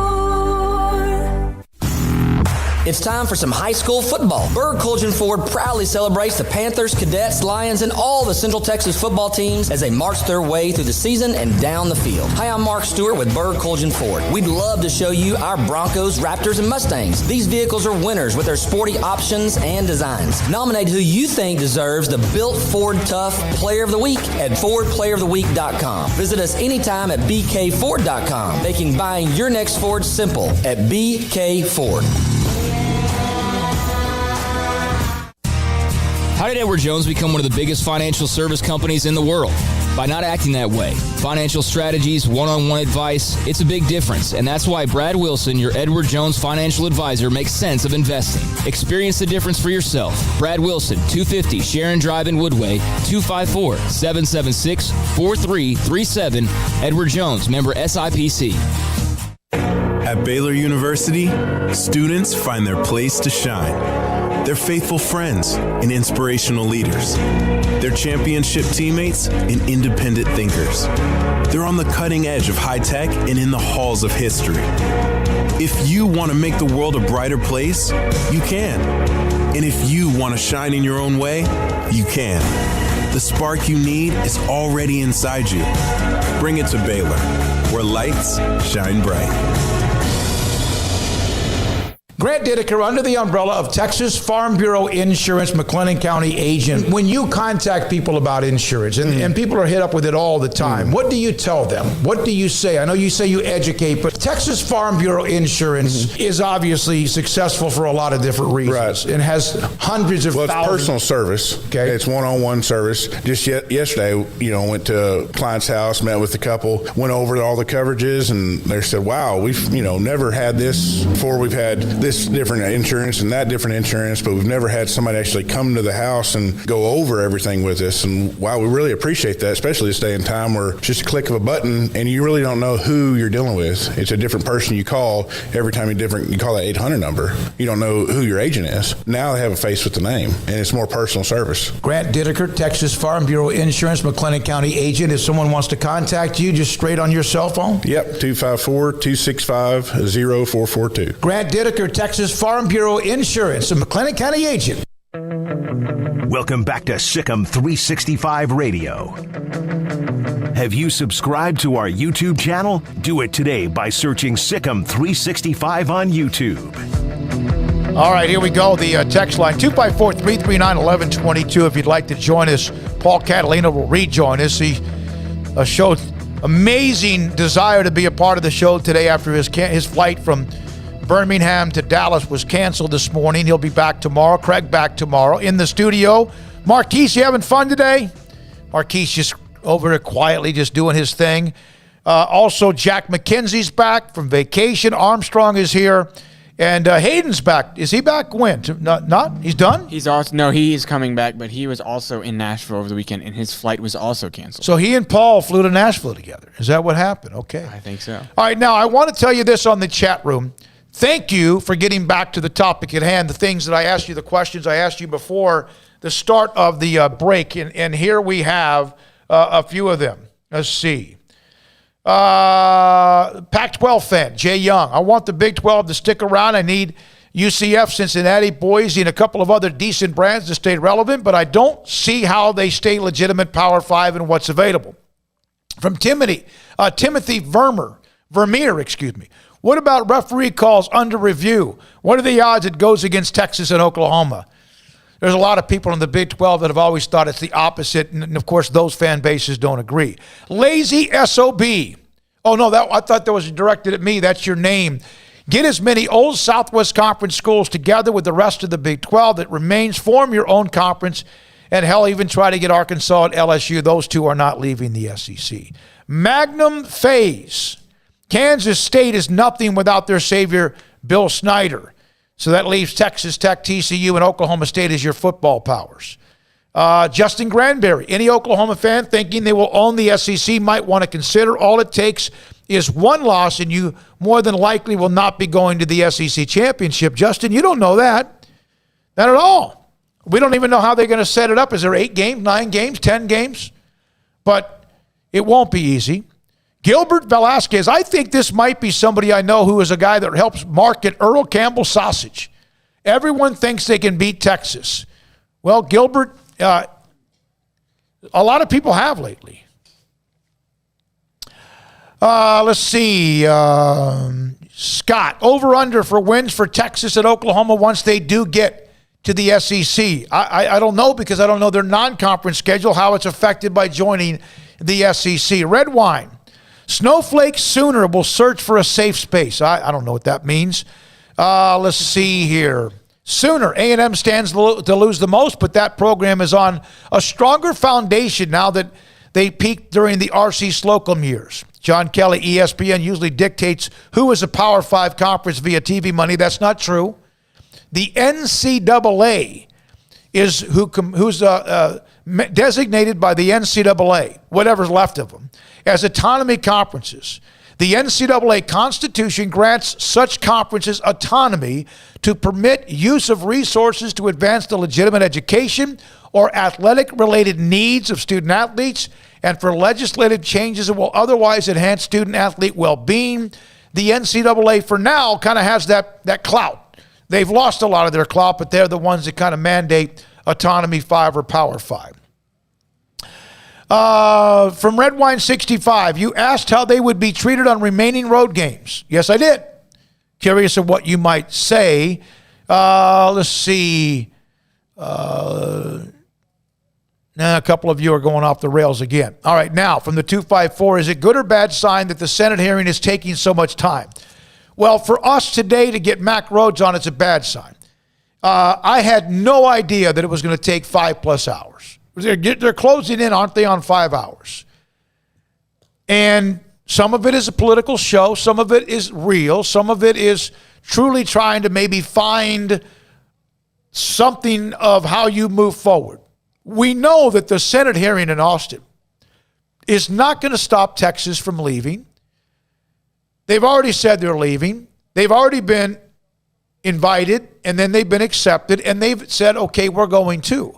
The hearing not going to stop Texas and Oklahoma. Now, Oklahoma has their own state in politics, but they're going. They're both going to the SEC. I think what they're trying to find out today is what does this mean and how do other schools move forward and what can the state of Texas, if anything, do to help? And I don't know if they can help. I don't. Ted said, why don't they cut public funds to the University of Texas? That UT has a huge political machine. And I don't think that's the answer. That's not the answer, but it's a question, and I appreciate the feedback as well. They didn't do that with A&M. They're surely not going to do it. They threatened it, but they're not going to do that with the University of Texas. From John Kelly, ESPN has no credibility discussing the Big 12 on their shows. From shouting at clouds, Greg Abbott, to further ensure that no governmental entity can mandate masks. The following, okay, we're going to get into the mask thing now. Armstrong, we're not going to do that. We're not doing it. Not with this. Not with me by myself. From Tricia, what? I know there's kind of this little... Nothing. From Chris Hall, you can block silly people by hitting their name and hit the block button. Chris, don't tempt me. No, not to Chris. Oh. He's going to block you, Chris. Oh. Armstrong just did the worst thing possible and gave me power on the chat room. I just made him a moderator. So everyone on the YouTube chat better watch out because Smokey now has moderator powers. And I have too much. And he has a itchy trigger finger. So he look out. Let's see here. Okay, that's enough of that. That's enough of that. We appreciate a lot of everyone. It's still a few. There's now people arguing about Oklahoma, Alabama, Texas in 2009. That's 12 years ago. God. Well, yeah, but. From BU_Bear. A&M conference record actually improved, moving from the Big 12 to the SEC. Caden, I love the show. Thank you, Caden. You're not going to be blocked. From Red Wine 65, I'll tone down my comments. I didn't know you would read them out loud. Oh, my God. Creek Dweller. I'm afraid to read this one. Look, you guys are grasping at straws here. The Big 12 just evolved into a non-power conference with less money. That Creek Dweller, that's a possibility. For Miles Thurman, I rarely watch the NFL nearly as much nowadays because of the product sucks. All about money, lost the magic of rivalries. Do you think the SEC's at risk if they, in fact, keep expanding? My goodness, let's see here. Florida State Clemson reached out to the SEC. I saw that. Paul even showed that to me. But, of course, the ACC is going to deny that. Let's see. Johnny Fast, can we talk about the Aggies made-up national championships? Johnny, be nice. How many made-up national championships do they have? Well, there was one, and Paul would know. Let's get Paul back on with Skype because we got to do the top 5 anyway. There was one. He's back. Paul, what was the year that A&M put up a year about a national title that got them so ridiculed? It was sometime in the 80s, wasn't it? Like when they were kind of average? I thought it was like in 90s. I don't know. No, we've talked about this. It was oh gosh. It was recent because it wasn't like 1912 or something like that. Like they put up one. They and Auburn did the same thing where they just listed everyone that they wished that they'd had or had some sort of argument. Yeah, I can't remember the year, but yeah, they probably took it down though. I think they did. I think I did. From Matthew, if I'm thinking even if I'm one of the smaller schools in the SEC, I'm concerned about future rights deals if they keep expanding and getting left behind by the big boys. So we know what's happening with the Big 12 or the remaining 8. Paul, do you think, even though the SEC has always been so together, do you think they could expand enough to where they start to look at others that are not quite keeping up with the Joneses, so to speak? And are they ever in danger? I don't think they're ever in danger, but they're certainly in danger of not being all together because they brought the complainer into the room. I mean, they brought Texas in, so you brought somebody who's never operated on a team-first basis, which is what every school in the SEC does. So, yeah, they're going to have some more squabbles because Texas is going to find their way into like, okay, who's kind of mad and who can we team up with here? But the more you expand, the more you get, athletic departments that maybe aren't run as well as some of the other ones are. And the SEC certainly doesn't have. Look, Scott Woodward took over at LSU, and I would not say that before he got there that was a well-run athletic department, in spite of the fact that they won a national championship in football. I mean, look what's going on there right now. So, yeah, I mean, you're gonna wind through a bunch of different, people and that do well or don't do well running athletic departments. But the more people you add, if you get to 18, 20, 24, yeah, there's going to be some bad ones. I mean, you could say that Ohio State's not doing the best job they are right now, given the way that they handled the Zach Smith and Urban Meyer debacle. So I'm trying to find that year in which because there are additional national titles. But unless I'm wrong, like, for example, Ohio State says they have like 17. And I'm throwing that number out there. Oklahoma maybe has 12 or whatever, and some of them they actually do. But there are some, like the New York Times or Sagarin or whatever. It all comes down to initially, I think it was, I don't know if the UPI was first or the AP, and then it evolved into the Associated Press, and then the UPI became, wasn't it the coaches poll, the ESPN coaches poll? There's another thing ESPN took over. And then, of course, then it became the BCS, and then, of course, it then became the college football playoff where there is just one national title. Auburn is probably, I think Auburn and Penn State, and Auburn and Penn State fans, you don't know what I'm about to say here. I think Auburn and maybe Penn State have a couple of other years that they feel like they were absolutely robbed of national titles. I know Penn State felt that way. I know they did. In fact, one of the years Nebraska won it when they had that incredible run of 93 through 95, 93 through 97. One of those years, Penn State, weren't they unbeaten and they didn't get in? They didn't win it. Mm-hmm. One year, Penn State and Nebraska had like 1 and 2, and Penn State got the edge. All right. Yeah, Auburn had a year with Tommy Tuberville where they were fantastic and didn't even get invited. So. Yep. All right, for John, the best bet for the remaining 8, stay together, collect the money, so no verified landing spots except the AAC. From Riggs Sec, if ESPN wanted to kill the Big 12, they would provide incentives to the ACC to take West Virginia. Until then, I'm going to blame Texas for all of this mess. Well, that's maybe what they were. Bob Bowlesby has some sort of what he claims smoking gun evidence, so maybe that's what they did. But now Bob Bowlesby said today in front of the Senate that it remains in both parties' interest not to get into it. So, again, we'll just have to go on wondering. Yeah, from J. Bird, saw undefeated Kerry Collins and Kajana Carter. He had the wrong name. Same play Oregon in the Rose Bowl. Oregon played them close, and that probably cost him a national title. Nebraska got it.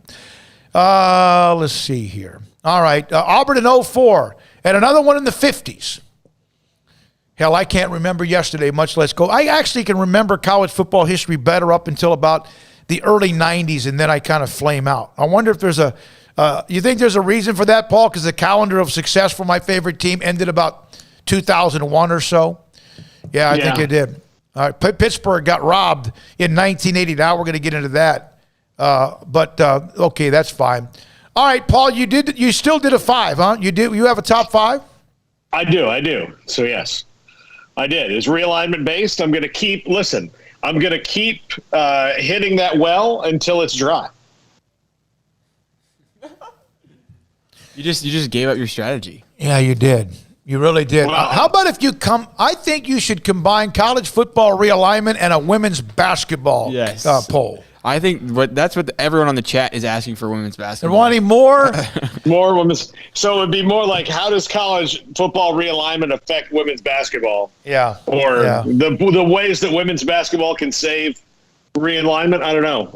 We'll have to workshop that. All 12 viewers of that video will just be amped that you made that. Yeah. I do take requests. By the way, at Paul Catalina on Twitter, if you'd like to see me do a top 5, if I can make it work. Oh, God help us. Yeah, no, that you've had some pretty good ones sent your way. All right, let's try to, I don't know if we can summarize this or not. So today the Texas Senate met down in Austin, and they continue to meet, and that's going to go into the night. It's going to go into the night. What is that, Armstrong? Is that Paul? No, that was the call line dropping. Oh, okay. That means, did you just hang up on no, it just does Trey that. Or whatever the guy's name was? It does that sometimes. Okay. All right. So I'm exhausted by this. And here's the thing. This is Craig and Paul. They did this on purpose. Knowing that Mac was not going to make it, knowing that we would have chat room hell. Smoky, I'm surprised that anyone thought that the Senate hearing was going to be an expedient affair, considering that it was supposed to start at 1 o'clock. And when I clicked on the live stream, it was just a bunch of them sitting around talking for about 10, 15 minutes. Nobody was there. And then our representative, Doc Anderson, who wasn't even, he's not even a senator. He's a representative. They held up time for him, and he was stuck in traffic and kind of came in late. And then, they all have to pontificate before, let's go through everybody on the committee. You all get to make an opening statement. Who cares? Ask your questions. You're having this hearing because you don't know things and you're trying to know them. So ask the people who know the things that you want to know. Just my 2 cents. Yeah. All right. Okay. All right. Let's take a break and come back with Paul's top 5 to close out the show. Texas high school football, their first workouts today, which means we're now, by the end of the month, I think it's Thursday, August 26th, the first games. Other states, of course, have started as well. Colleges, some have started workouts, and some will start sometime as the week progresses. All right, when we come back, we continue with more Armstrong, Marquise, and Jack. Jack is back. It's been a while since we had Jack back as well. This is SicEm365 Radio. Alan Samuels, Dodge, Chrysler, Jeep, Ram, Fiat, come by, let's be friends. And oh, by the way, right now they have available incentives, discounts, and more as they start the month of August. And of course that changes over the days. But one thing we know is they have Ram trucks. Ram trucks, back to back, Motor Trend Truck of the Year, also voted most dependable, and the loyal fan base that drive Ram trucks. Those are some big trucks that can go and also haul quite a bit. Whether we're talking about a regular Lone Star Crew Cab or a Quad Cab or even the big old dualies, that's what they have, along with Jeep, the Latitude, Grand Cherokee, and also, and that Grand Cherokee is a really, really nice vehicle. Also, the Latitude, as I mentioned, they have sales and discounts and incentives on those as well. And then there's always the Chrysler Pacifica and the Chrysler 300, including the Chrysler 300S. It's Alan Samuels, Dodge, Chrysler, Jeep, Ram, Fiat, Loop 340 east of 84 in Waco. At Baylor University, students can shine in their own way. Or should we say their own ways? Because there's no limit to the ways Baylor students make the world a brighter place. Whether they're leading a student organization or following a higher calling, getting advice from faculty, or taking part in world-class research, pursuing their dreams, or working toward their dream job, students find their place to shine at Baylor, where lights shine bright. Did you know that 1 out of every 4 men have symptomatic low levels of testosterone and don't even know it? And if you think you're too young to worry about it, guess again. Low T levels can make you feel tired and grumpy, cause weight gain, and wreak havoc on your sexual desire and performance. Petty Clinic Low T can set up same-day blood screening and results, so if you're tired of being tired, I challenge you to man up and Google search Low T Waco or go online pettycliniclowt.com. It's a private clinic with an atmosphere catering to men.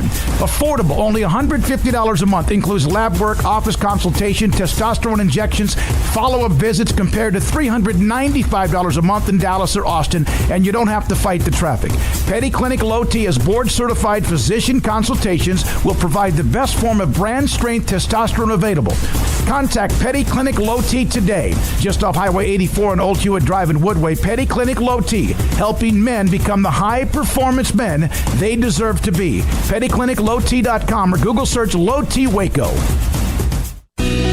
Let Camille Johnson Realtors guide you seamlessly through the process of buying your dream home or selling your current one. Commercial, farm and ranch, or residential, Camille Johnson Realtors can smoothly and successfully lead you through any transaction. With a team of 28 experienced agents who are excited about serving you, Camille Johnson Realtors services the entire greater Waco area. If you're in the market to buy or sell, contact Camille Johnson Realtors, 104 Midway Center in Woodway, or find them online at www.camillejohnson.com. Camille Johnson Realtors, elegant, charming, warm. Welcome home.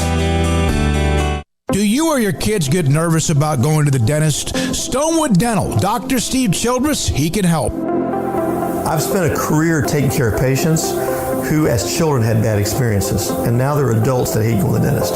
If I get a kid at 3 years old and they come every 6 months and it's a happy experience, it's normal for them. Now they have an accident at 6 or 7 or 8 at school. Now they have a broken tooth or a trauma, and they have to come here. They're used to lights, they're used to water in their mouth, they're used to experience, they already trust us. It's amazing what we can do with that kid without it being a negative thing. But if I see a 6 or 7 or 8 year old that's never been to the dentist, and now they have a trauma or an unfortunate unexpected toothache, it's harder to do that for that kid and it not be somewhat of a negative experience. So bottom line is I try to teach kids and adults and teenagers and everybody the way I'd want my family treated, which is where it's a necessary part of life. You just take care of it. It doesn't have to be that big a deal. Learn more, stonewood-dental.com. From the first workout to the last practice, sports is an incredible and rewarding challenge. Hi, this is Dan Ingham with the First National Bank of Central Texas, and we're proud to support each athlete, every parent, and our educators. From families, small businesses, to the biggest industry, we're here to help. With remarkable products like our free First mobile app, we've got banking ideas that fuel big dreams. That's the First National Bank of Central Texas. Familiar faces making local decisions. Member FDIC, Equal Housing Lender. It's time time to fire up the grill, heat up the oven, or get that deep fryer going to enjoy the top quality products at Waco Custom Marketplace. Order 30-pound sacks of live crawfish by 6 on Wednesday. Pick up on Friday afternoon after 2 or Saturday. Enjoy the weekend. 30-pound sacks of live crawfish available right now for $4.25 a pound. Find all the crawfish boil ingredients you need, including red beef potatoes, sausage, corn cobbettes, and Louisiana boil seasoning. Make your order for live crawfish by Wednesday at 6. Pick up on Friday after 2 or all day Saturday, and enjoy the weekend. Waco Custom Marketplace, your home for fresh baked kolache, cinnamon rolls every day. Butcher shop to cut your steaks the way you want. Fresh seafood, summer sausage, boudin, house-cured and smoked bacon, spices, seasoning, soup mixes, and more, and weekly gift boxes for any occasion. Waco Custom Marketplace, 425 Lake Air Drive in Waco, or WacoCustomMarketplace.com.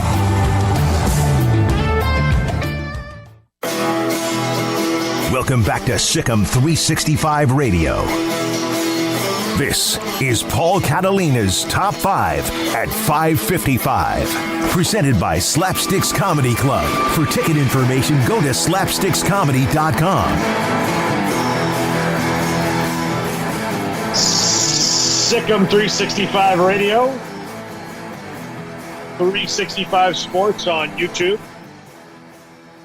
Top 5 at 5, brought to you by Slapsticks Comedy Club. Also, while I got the chance, just a couple things. One, thank you to BetUS, who is our newest sponsor here on SicEm365 Radio and 365 Sports. Use promo code SicEm125 for a 125% bonus on your deposit of $100 or more. And thank you to the Mustafa family for putting up with me and letting me do this show here in their house today. Imad, Linda, Rami, and of course my girlfriend Amanda, as they bravely sat out by the pool today during the show and enjoyed it. But top 5 ways to stave off realignment.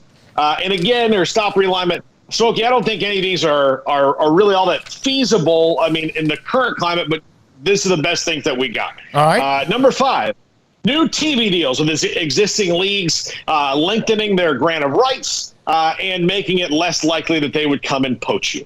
That's one of the things that you could do. Again, I don't see the TV networks rushing to renegotiate anything with anybody right now, except the SEC, who, of course, has 2 gigantic new members. Okay, ACC stuck until late 30s, right? Mid-30s? Yeah. Yep. Big 12 out after 24-25. When is the Pac-12? Does that run up here? And they in the like the next couple of years? 23-24, I think. Yeah. Theirs is up soon. So they've got problems that like nobody's talking about. The Big 12 kind of swooped in and stole their thunder there on that one. Yep. Number 4, rework your exit clauses now. So if you're worried about your teams leaving and right now you all want to stick together, go ahead, and even if you feel like you've got rock solid exit clauses, go ahead and rework those suckers right now. Because as we've seen to schools like Texas and Oklahoma, they don't mean much because they're still going to do it. Yeah, no, you're right. Yep. And we've seen a little bit of that. We've seen a little bit of that. Some schools, and even with what Bowlesby said, that there may be a fine line between this and that. You would think the Big 12 is pretty cut and dry, but again, when it gets into the legal work, who knows? Yeah. Number 3, scheduling partnerships between leagues.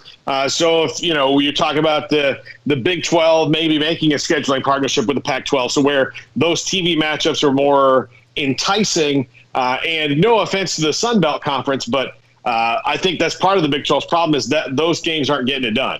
And, playing the Texas States of the world, not getting it done, unfortunately. So the Big 12 is going to have to make some kind of big move, and maybe a scheduling partnership with another league. Maybe it is the ACC gets that done so that you see better games on television, thus enhancing the future TV deals that would be more enticing to ESPN and Fox and CBS and NBC and whoever else wants to bid on it. Number 2, and this one is coming down the pipeline. I was not on the show on Friday, and I'm sure you guys talked about it. Smokey, the NCAA is going to get together in the fall, and they're going to vote on a new governance structure and kind of maybe they're starting to admit that, hey, maybe this crap doesn't work. Maybe we're completely ineffective and feckless and worthless. So maybe we need a new governance structure, which should probably be a good news for anybody who has a pending case with the NCAA, considering that they don't even know if the way that they do things right now is the right way. that they're going to change things coming up here in the next couple of months. So maybe new governance by the NCAA, maybe new guidance on what they should do, keeps teams from leaping to other leagues, and they come up with a plan that is more inclusive than just what's ultimately looking like a super SEC league. Yeah, we brought this up from Friday when that story came out, and that is another one to look at as it might affect the landscape, which everything else seems to be doing. Yeah, and the number one way to stop realignment is to fight ESPN to the death.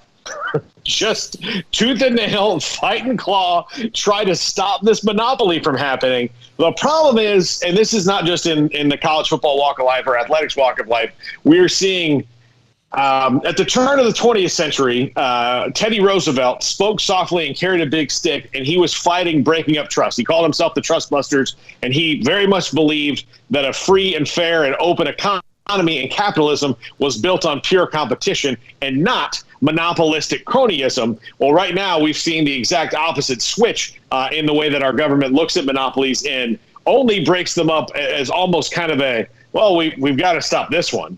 This will just make us look bad. And so if we, as a people, stand up and say, look, we don't want these big, gigantic monopolies anymore, that's what has to happen to stop things like this, not just in sports, but in every walk of life. Yeah, no question. And oh, by the way, Bowlesby he kind of doubled down a little bit on what they're going to do, even though he said that he and ESPN decided not to get out in the public spat, although we know both of them want to probably cut the other one's neck and jugular.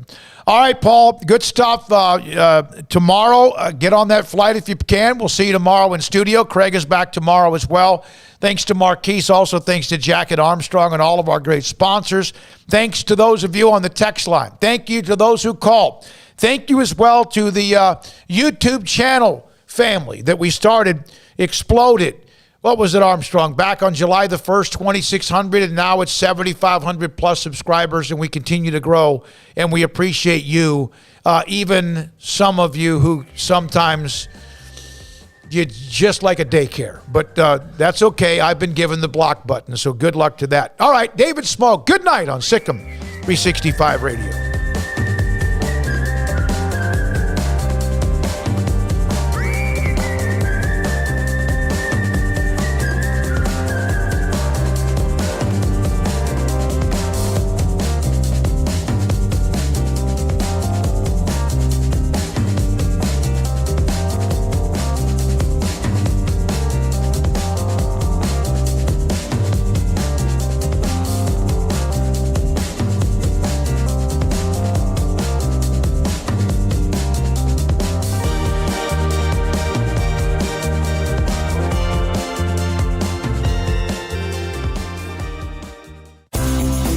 Ideal MRI is a small family business right here in Central Texas. We're open to support you while lowering the cost of healthcare bills. When you need an MRI, ask your doctor for an Ideal MRI. Visit us at idealmri.com or call us at 833-IDEAL-MRI. Stepping into the boots of a U.S. Army officer can add confidence and leadership skills to your son or daughter's career path. See all the things they can achieve in our boots at GoArmy.com. U.S. Army Waco Recruiting Company, 254-598-8131 or 254-776-1543. Texas Farm Bureau Insurance has been proudly serving Texans across the state for over 60 years. Call 254-772-8090 to find an agent who will provide a free review of your auto, home, and life coverage.